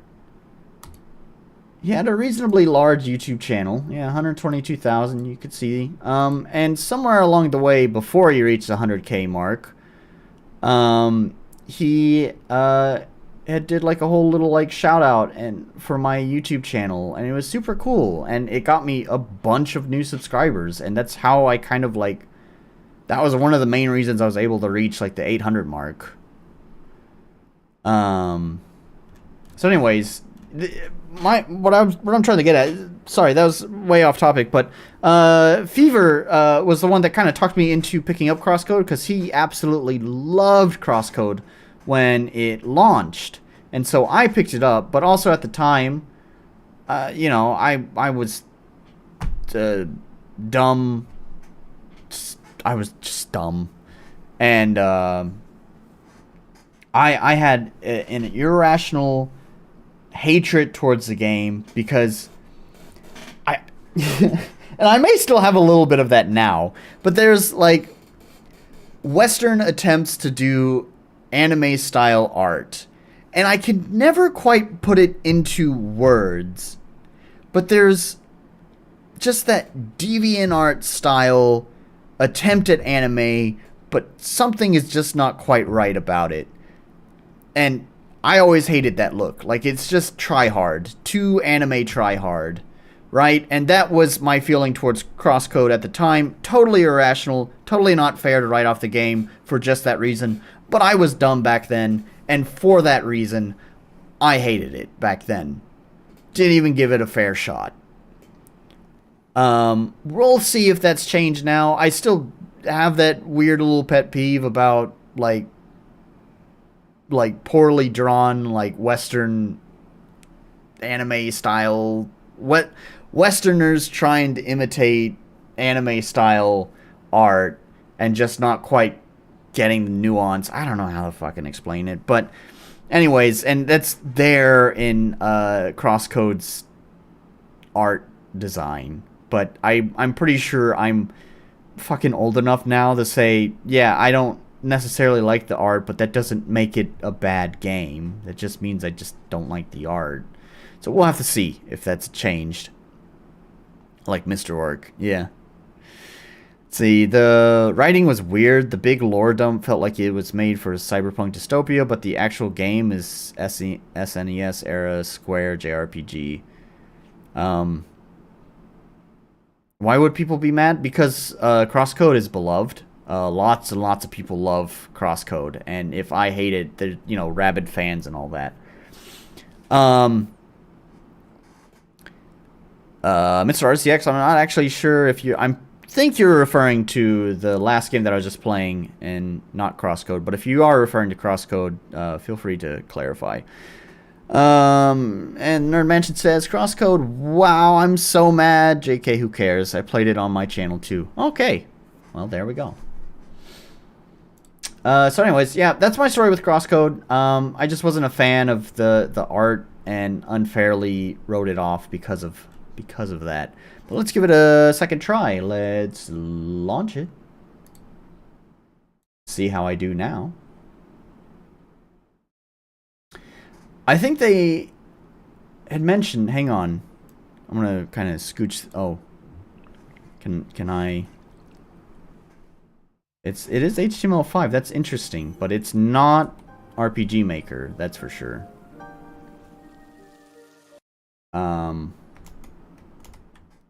We need to reset this.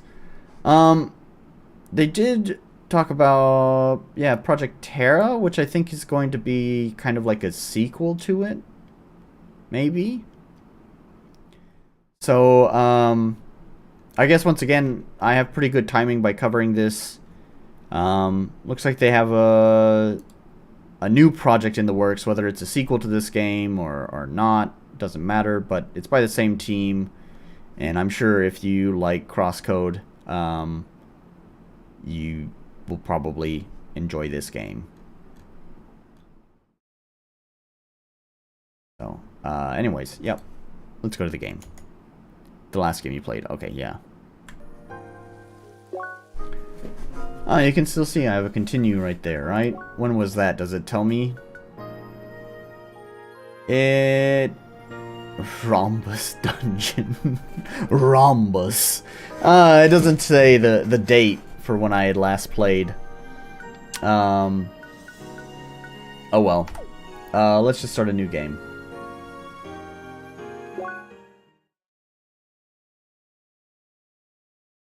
About difficulty and assist mode. CrossCode is designed with challenge. Why is this like flickering? Oh gosh, I didn't mean to do that.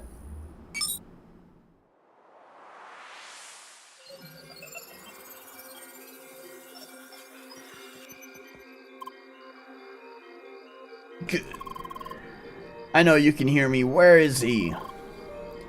Shizuka, I have to ask you to leave. So you're keeping him here? What do you think you're doing? Time is running short. We don't have a choice. So you abduct a dying person and let him work until his last breath. Is that it? I'm going to talk some sense into him. Don't get in my way. WAS to move around. Funny thing, you saying I hate these games and having CrossCode on the list made me very interested because from what I can see, the game has high ratings in most places. Yeah, it's a pretty well-respected game. To clarify, I hate these games is not correct. The title says I hated these games, right? It is definitely clickbait. Absolutely. It's past tense. The games that I'm playing, I used to hate. I'm giving them a second try to see if I have a change in opinion. I did not change my opinion about Enima. Enima was like getting an enema. It was excruciating. So I see the clickbait being extremely powerful this episode. Bingo! But it works. You're not in my Discord. Buddy, I already talked about how the last video has, like, really high click-through rate. Higher than most of my other live streams. Unfortunately, clickbait works. I will stop doing clickbait when it stops working. That's just the thing. Thank you. Why is my mouse blinking? Oh no, is my mouse running out of batteries? We can play with the controller though, right? You have enough batteries to get through the options menu though, right? Stick with me, okay? Music volume, sound volume, skip tutorials, confirm cutscenes, text speed. Let's go through that pretty fast. Instant would be preferred. Message padding. Normal, yeah. Enable game sense. Okay, no. Oh gosh, there's a lot of options here. I don't actually want to go through all these options. There's a lot. Fit is fine. What is this? Pixel size? I don't know what the values are. I guess 4 is probably fine. I don't want screen shake that high. Yeah. Is my controller alive? Yes. Alright, let's use controller, put the mouse on the charger. See, this is why it dies. It's a little bit old now, and it seems like it has a cradle that it rests in. It doesn't use... I can charge it via USB, but it also has like a little charging cradle instead. That's just so much easier to just throw it on that cradle. However, it seems like the cradle is just not making a good connection anymore. And so I put it on there thinking that it's going to charge, and then it doesn't because it's just not connecting very well. It's kind of an old mouse at this point. Yeah, it's acting like it's not getting any juice. Alright, let's just put it on the wire.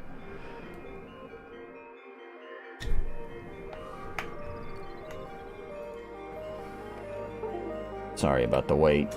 Also, the timer's going through all of that. I'll give him an extra minute. Whatever, it's fine. Alright. Jesus, please don't do this. Gosh, you're pretty speedy.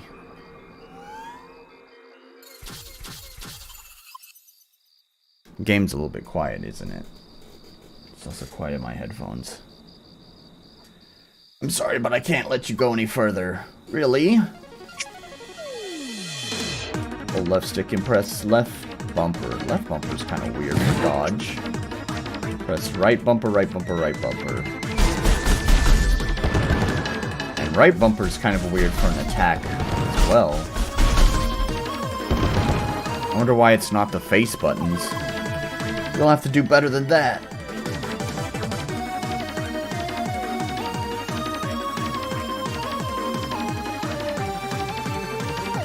Frame pacing seems really weird in this game. Like, the screen is really kind of jittery. I don't know if that's being picked up on OBS. You know, this is what he wants as well. Sure, you'd like to think that. You won't listen. Cold-based. How very creative.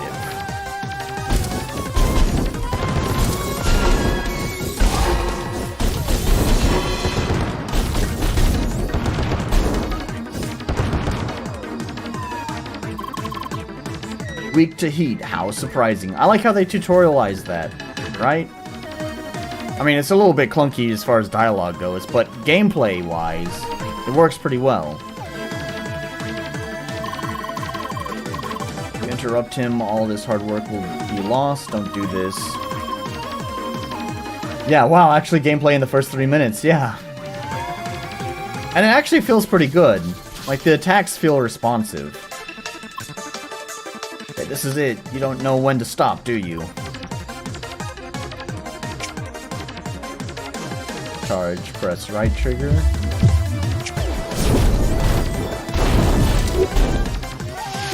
Flashing. I hope I don't have to watch that every single time I do that. You can throw as many enemies at me as you like. The level threshold doesn't exactly work in your favor.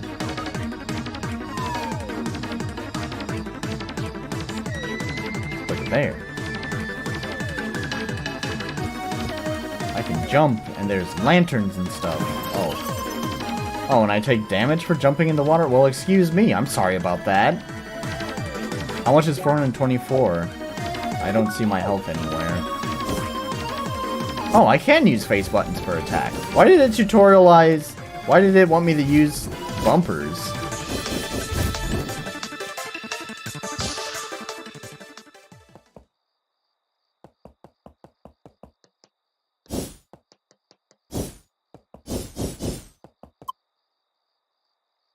Doesn't seem like he's in there.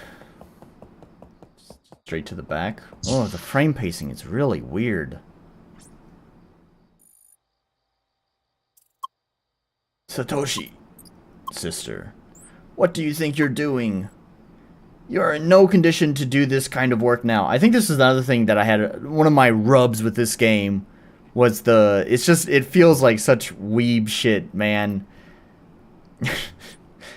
I'm being a fucking gatekeeper, man. Stop using fucking Japanese in your game. Japanese names in your games. Anyways, I don't give a shit. I'm fucking joking, but I think that was one of my pet peeves with it back then, as well. All you should do is rest. Why should I rest when I'm way beyond recovery? I need to finish this work. It's my final task. I told you about the agreement. I finish this and they will let you go. No, I don't want this. Satoshi, stop. It is done. No. Shizuka, I'm sorry. I'm so sorry I got you involved in this. Just promise me that you will get away, please.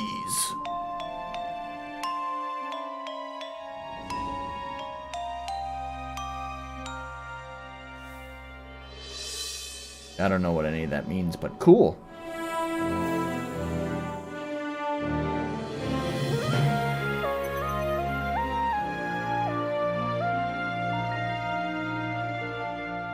You know, something that just occurred to me is that they use the diamond shape, which is just a square turned 45 degrees, which is in their like logo design, and is actually is used quite frequently in a lot of the design of stuff here. I bring that up because my game actually does that too. It's not very original. I mean, you just take a square and just right? So obviously other people have done that too. But what I do find interesting is that they are also using that design to kind of represent like technology and stuff, which is the same reason why I started I had settled on that as well. So anyways, just interesting observations. There you are, initialization successful. Oh, is the speech synchronization malfunctioning? Apparently. Well, something just had to go wrong. But you understand me, correct? Nods. Okay, we'll make it work somehow. You are probably confused about this situation, correct? Alright, let us take small steps. Do you remember VARPs? Virtual ricochet projectiles. Balls? Okay, you seem to remember. Carla, I don't remember though. Carla, we are ready. Please initiate the training sequence.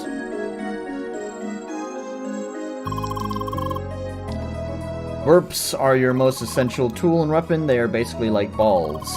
Your task is to hit all these robots with verps. So give it a shot, or rather a throw.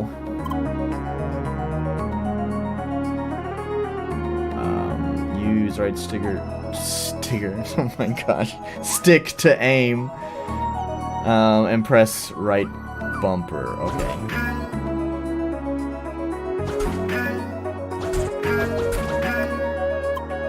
Nice work. Well, let's be sure. Let us repeat the exercise with an extended distance.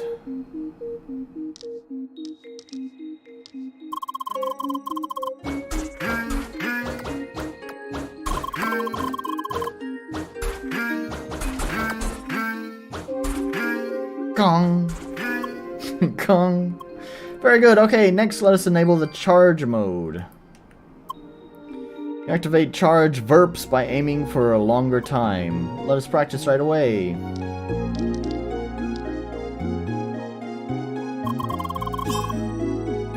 Charge mode allows throwing larger verps. Those ricochet verps will ricochet on the wall. That is the reason.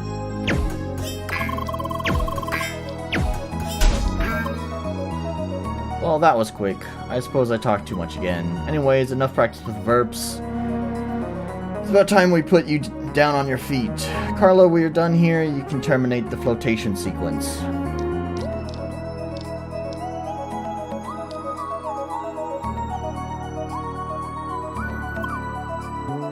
Hey there, girl. Welcome to our cozy cargo hold. My name's Carla. Nice to meet you. You sure are a quiet one. Apparently, there's an issue with the speech synchronization. She still understands us, though. No way. Is there a way to fix it? I do not know yet. I will have to look into that. Anyway, I'm sure we'll be able to understand each other somehow. Nonverbal communication, you know? Atta girl. Still kind of would like to know your name. Sergey, can you help us out here? Right, her name is Leia. Leia, well, ain't that sweet. Well then, Leia, ready to get up? We gotta get you ready for what's coming. Ball throwing and the like, you know? I got just the thing prepared for you. Follow me. Ooh, gosh, I just had a wave of sleepiness kind of hit me. Let's get through this. How much time is left? Another almost 20 minutes.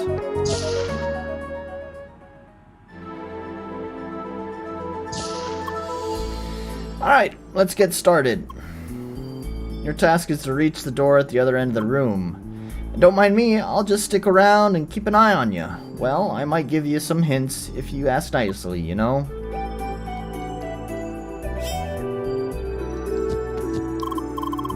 Oh yeah, never mind the visor. I just need to see what you're doing. Don't worry about it for now, we'll explain later on. Alright, it's right bumper.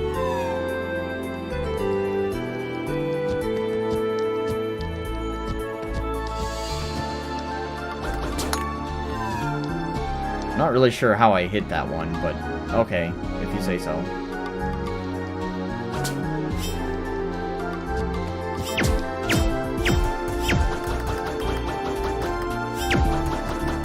Oh, okay, so it can bounce through it. I see.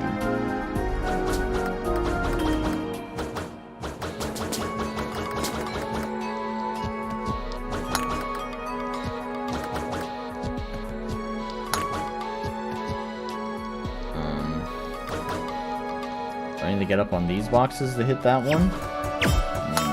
Oh, I guess so.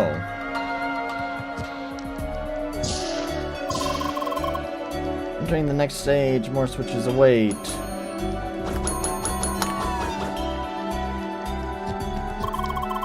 So many balls!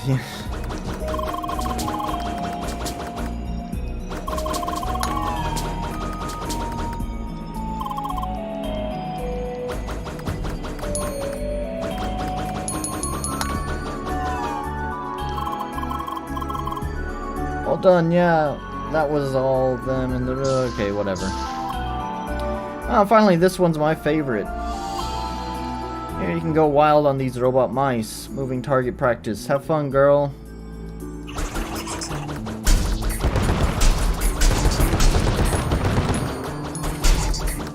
It's weird that accuracy increases the more you...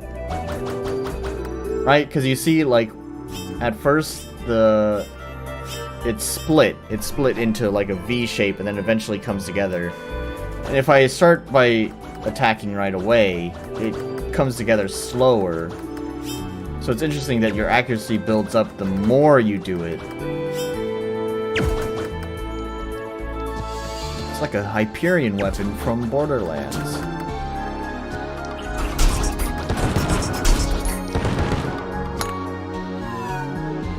I like that little click sound. It's a really satisfying sound. Sounds like tapping a glass with a spoon or something.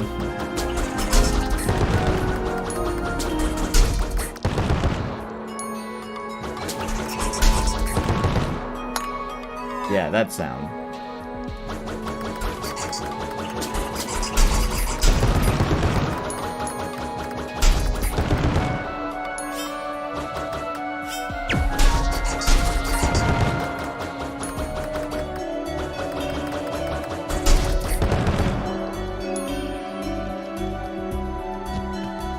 Not all of them.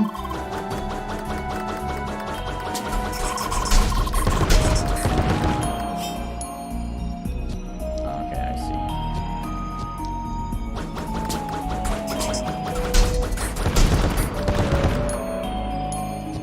There's one. Ah. There we go.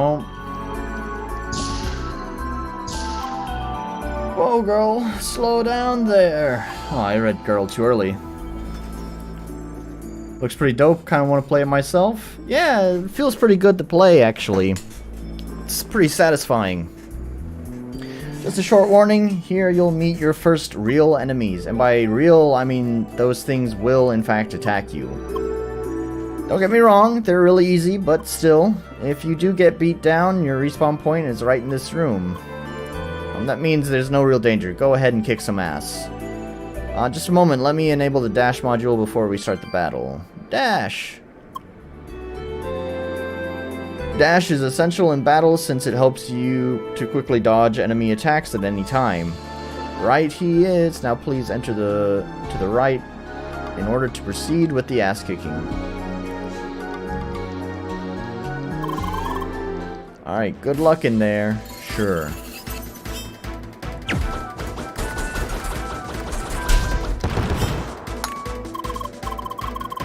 Advise hit them with the charge balls to cancel their attacks. Okay. Ah, well. Let's see, you actually have an interrupt here. Unlike the Enima game that I was playing. Ooh.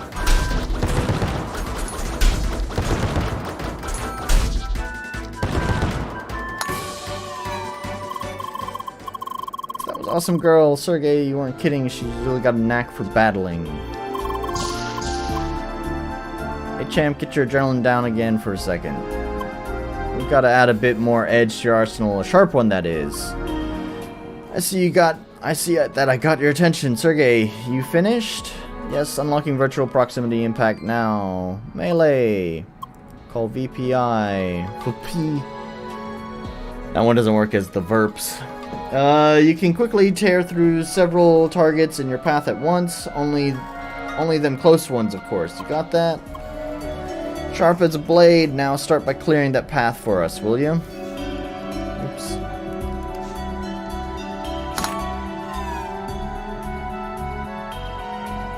Press right bumper without touching. Oh, okay. I'd rather just stick with X.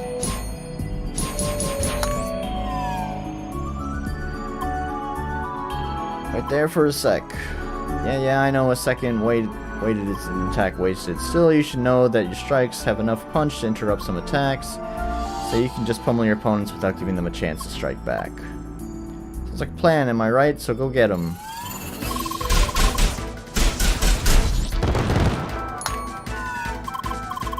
Nice moves, they didn't even see it coming.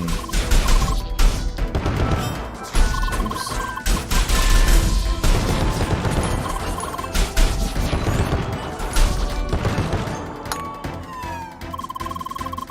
Another victory for our fearless gladiator.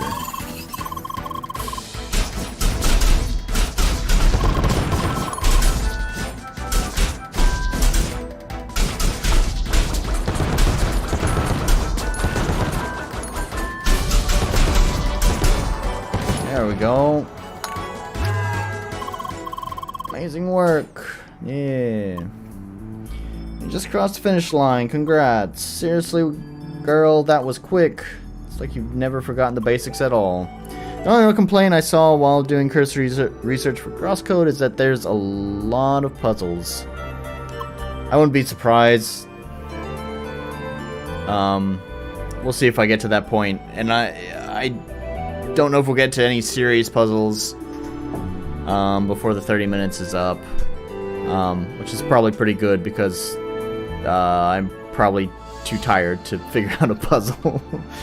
I suppose it's all about time that we explain the circumstances. You bet it is, but let's take a short break before that, okay? I still need to report to the captain. He wants to meet Leia as well. Good idea, best not to keep Jet waiting for too long.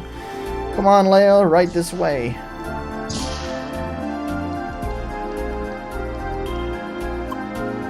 Alright, up to the bridge. Oh yeah, Leia, just a heads up, the captain's kinda grumpy, but don't worry about it. That's just the way he is.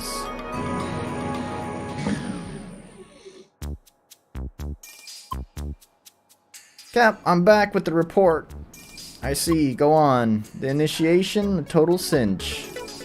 Here's the avatar, name's Leia. The last airbender. The last ball bender.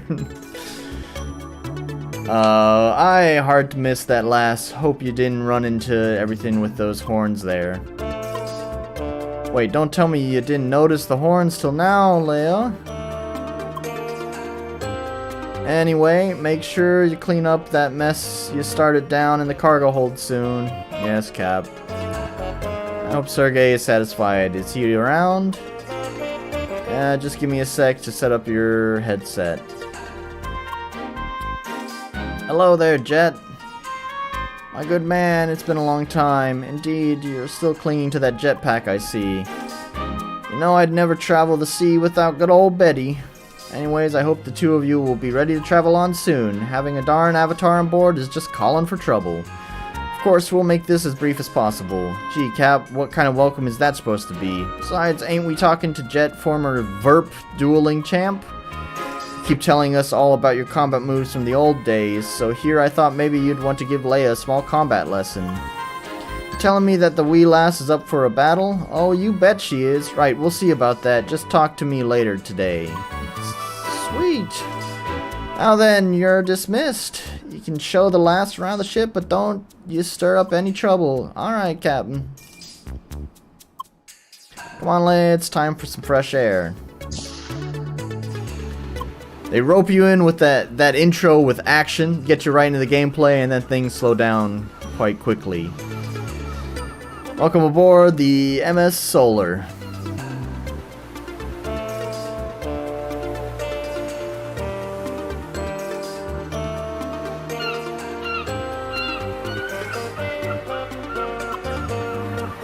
Quite the ship, huh?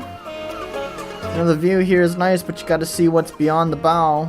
We're currently steering towards a rhombus square. That's something to look at. Actually, why not go to the bow and explain the situation to Leia there? Seeing rhombus square will make it easier for her to understand, correct? Hey, good thinking, Sergey. Follow me, Leia. Don't really have any other option.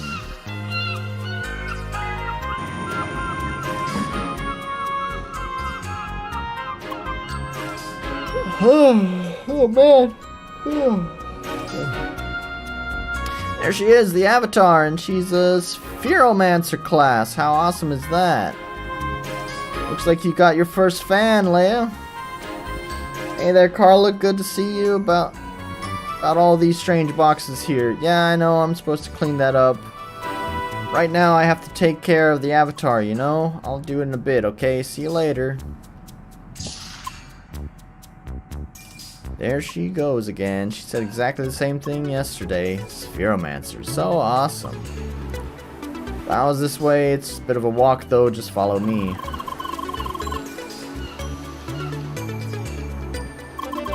I don't care about the gab window stuff. Now, girl, have a look at this. Rhombus.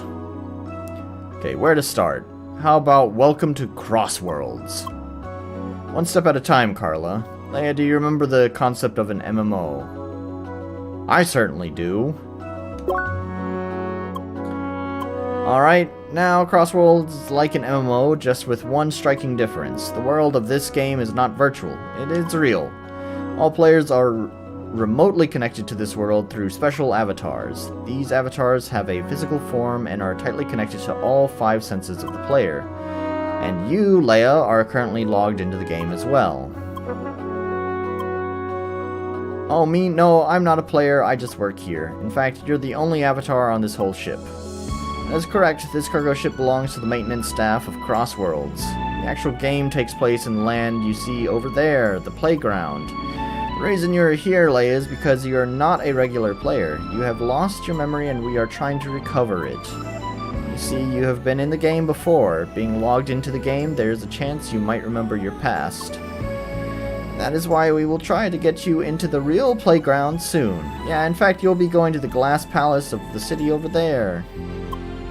That's a Rhombus Square. It's where all players start.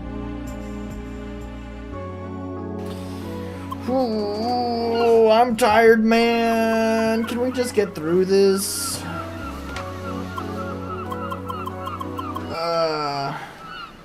New world embed. Hi. Hi.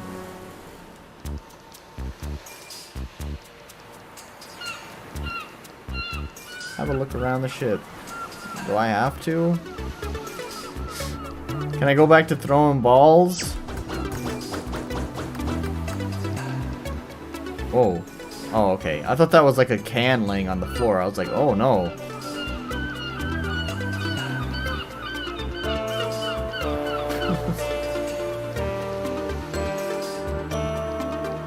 World building that's actually interesting. I didn't expect to see that. Is it interesting? I don't know. I'm too tired to care. Well, there you go. I'm leaving some secrets for you to discover yourself. Some story and plot and whatever for you to uncover for when you pick up this game.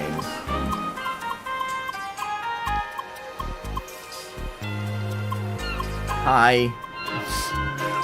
The hi thing's kind of funny.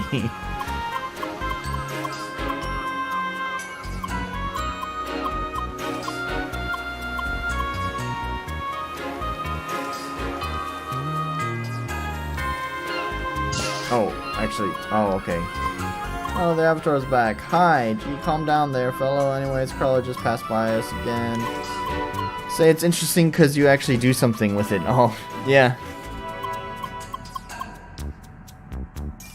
Destroy all the boxes in the room. Gotcha. Oh, that's amazing. すごいですね. Oh, I can't from this side.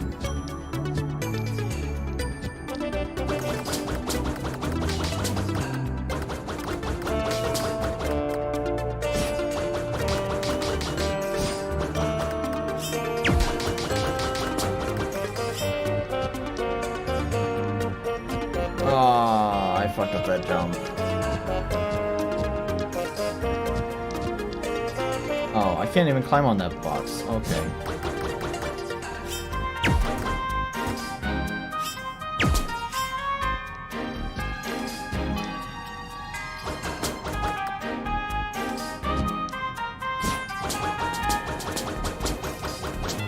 There we go, I did it. All clear, truly amazing. I'm really surprised how quickly those balls were flying. What are you even talking about? See any balls? Only those boxes disappearing for whatever reason. You need to wear these AR goggles to see them. the balls and their impacts are all like virtual and stuff. I see, so that's why you've been wearing those goofy glasses all day. Goofy? You know nothing about style, lady. Yeah, whatever. Anyway, just thanks for the help. Imagine making a cargo box that has one side thicker than the other.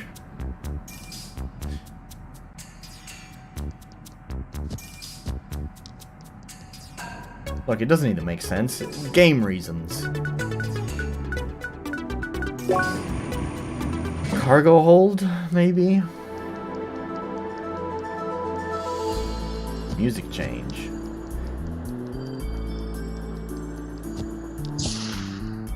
Oh, this is... okay. No, I don't need to do this again.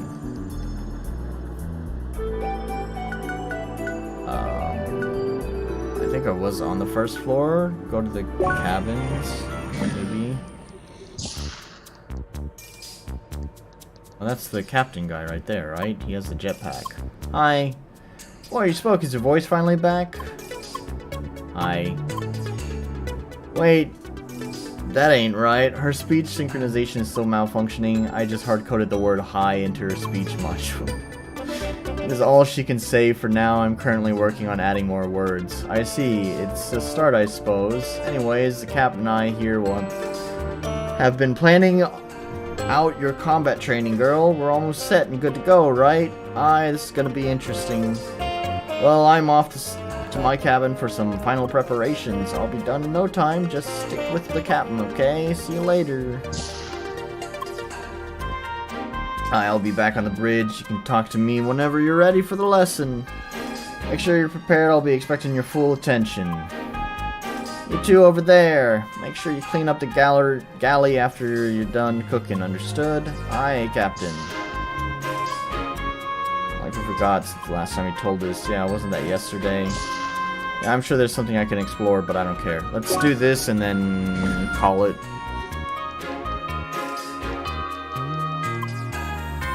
There you are. It's about darn time for your combat lesson. You ready?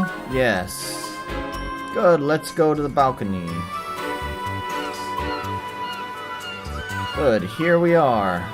Carla, are you ready up there? Yes, Captain, don't forget the goggles. Aye. Haven't worn these for some time. Alright then, time to start. Funny, it definitely looks like someone just like photoshopped some glasses, like some of those like gosh, the fucking little meme glasses, like the deal with it glasses. It's like someone photoshopped those right on top of him on his character bust art. Just told you learned the basics down in the cargo hold. Still, first I want you to show me your grip on aiming and throwing. Oh my gosh. Call her prayer the target bots.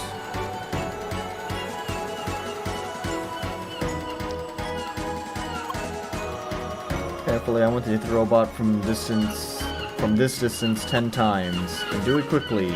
Okay.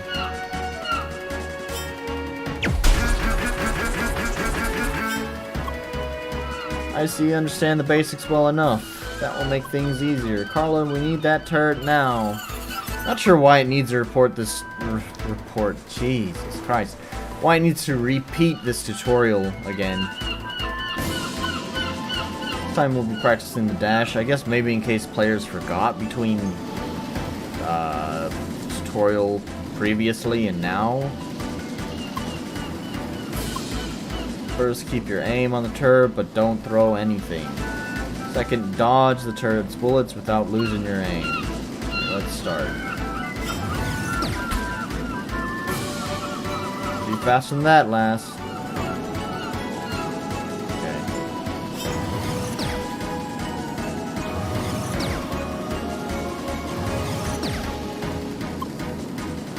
Nice work, enough with dodging. Now handle this attack, lass.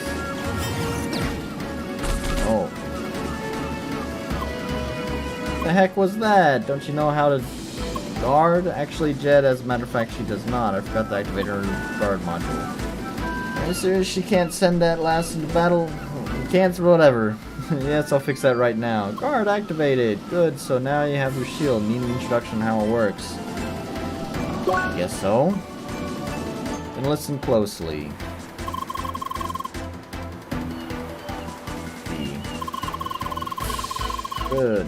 Note that the shield will only block the front attack. Always look in the direction. Okay. Well, you can aim during guard, but it's slow to work.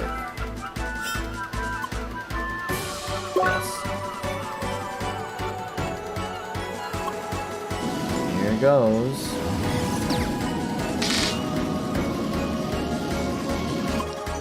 Very good. That's all the basics I can teach you for now. Now to round everything up, let's have a proper battle against the turret where you can use everything you've learned. So there will be a little surprise waiting for you. I'll let you take a short breather. Talk to me when you're ready. I'm ready. Let's do this.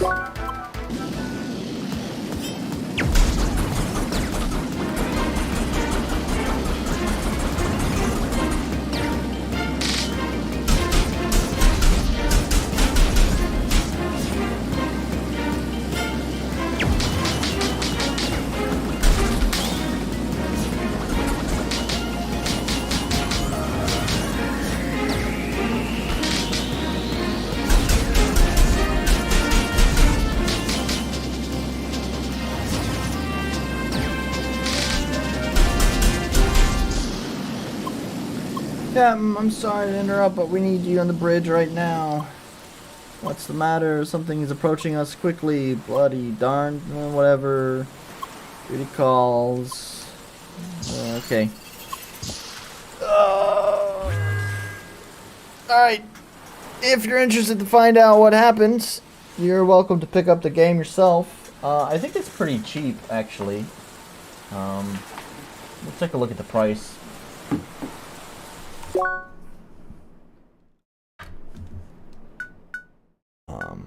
Sure, save, why not? Turn to title, yes.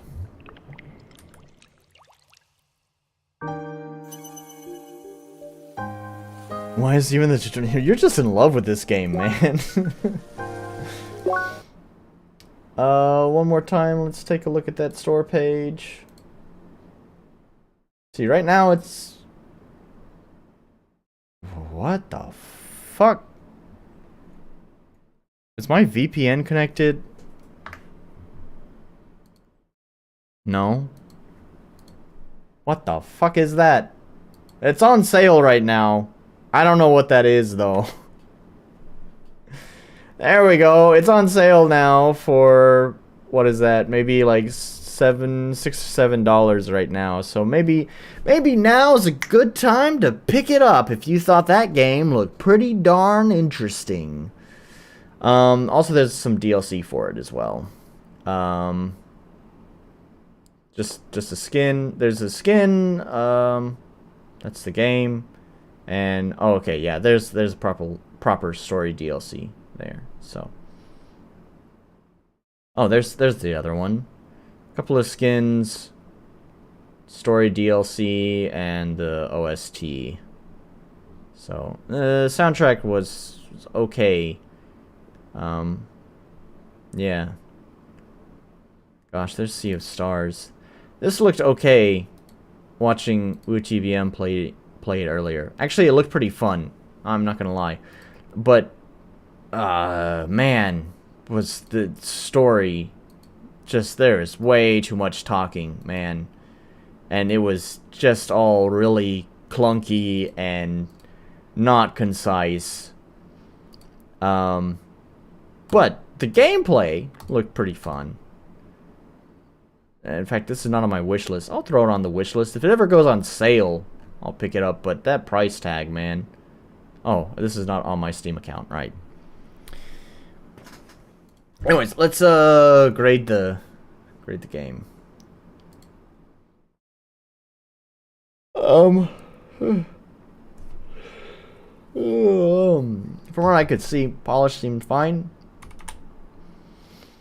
I'm sure there's something I might have forgotten, but whatever, who cares? Accessibility has tons of options. Clarity, it wanted to repeat itself several times, which is fine. Balance seems fine. And I'll give it a unique identity. Just because, fuck it. It gets a 6. There you go. CrossCode. Pretty high score. I might be interested to maybe continue playing it sometime later. I always say that. I say that about a lot of games, and I never actually do it. So we'll actually have to see if that happens. The reason why that doesn't happen is just because I don't really have that much time for video games in general. And so, you know, if something else has my interest, then that's just what happens, and then I don't play it. So, anyways, thanks for sticking around. Nice to have you join me live this time, RCX. Feel free to still leave a algo boosting comment whenever the archive goes live. Could always appreciate that. But yeah, I'm tired if you can't tell. It's late, nearly 2 a.m., so I'm ready to wrap this up. Let's discuss what's gonna happen next time. Next time, I don't know, actually. You know, one thing is you know, my girlfriend's always nice and lets me do these streaming things, but she always begs me to, like, to cancel the stream. Like, please, please, please, tonight. So I don't know. I feel like I owe it to her. Maybe I'll maybe take next week off. I don't know. Well, I'll think about it. See if there's anything I want to either show off in my game. If there's a game that I just would rather do. You know, sometimes I used to. It's been a while, but I used to do a whole stream dedicated to a single game. I haven't done one of those in a while. But I don't know if I have any games to dedicate to that. So, I don't know. I'll think about it. If I have a plan, then the entire streams get no algo boosting comments. How dare you? You're algo boosting me with your chat, though, so it's fine. Anyways, yeah, I don't know what next time is going to be. Could be no stream. Could be probably not game dev, because... Gosh, I've been, you know, what I'm on now is doing maps, right? And I've been on just doing maps for this level for a few weeks now. And it's funny, I had a good pace. I was doing like one map a day there for a little while. But then, you know, being an adult happened. And no time for you know, doing... game making stuff. So now it's like, yeah, this past week I was able to finish about half a map. You know, at this rate, see ya in next year when I finally get the whole level done. I'll find some more time to do some game dev stuff. Point is, though, is I have nothing interesting to show off since the last game dev stream. So yeah, let's see if I can find a game other dude than my girlfriend.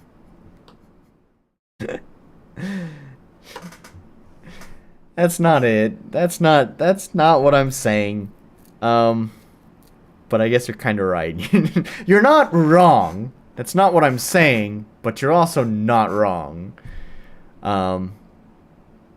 So anyways. All right. Well, thanks so much for joining once again. And I'll see you guys next time, whatever that may be, whenever that may be. But until then, bye.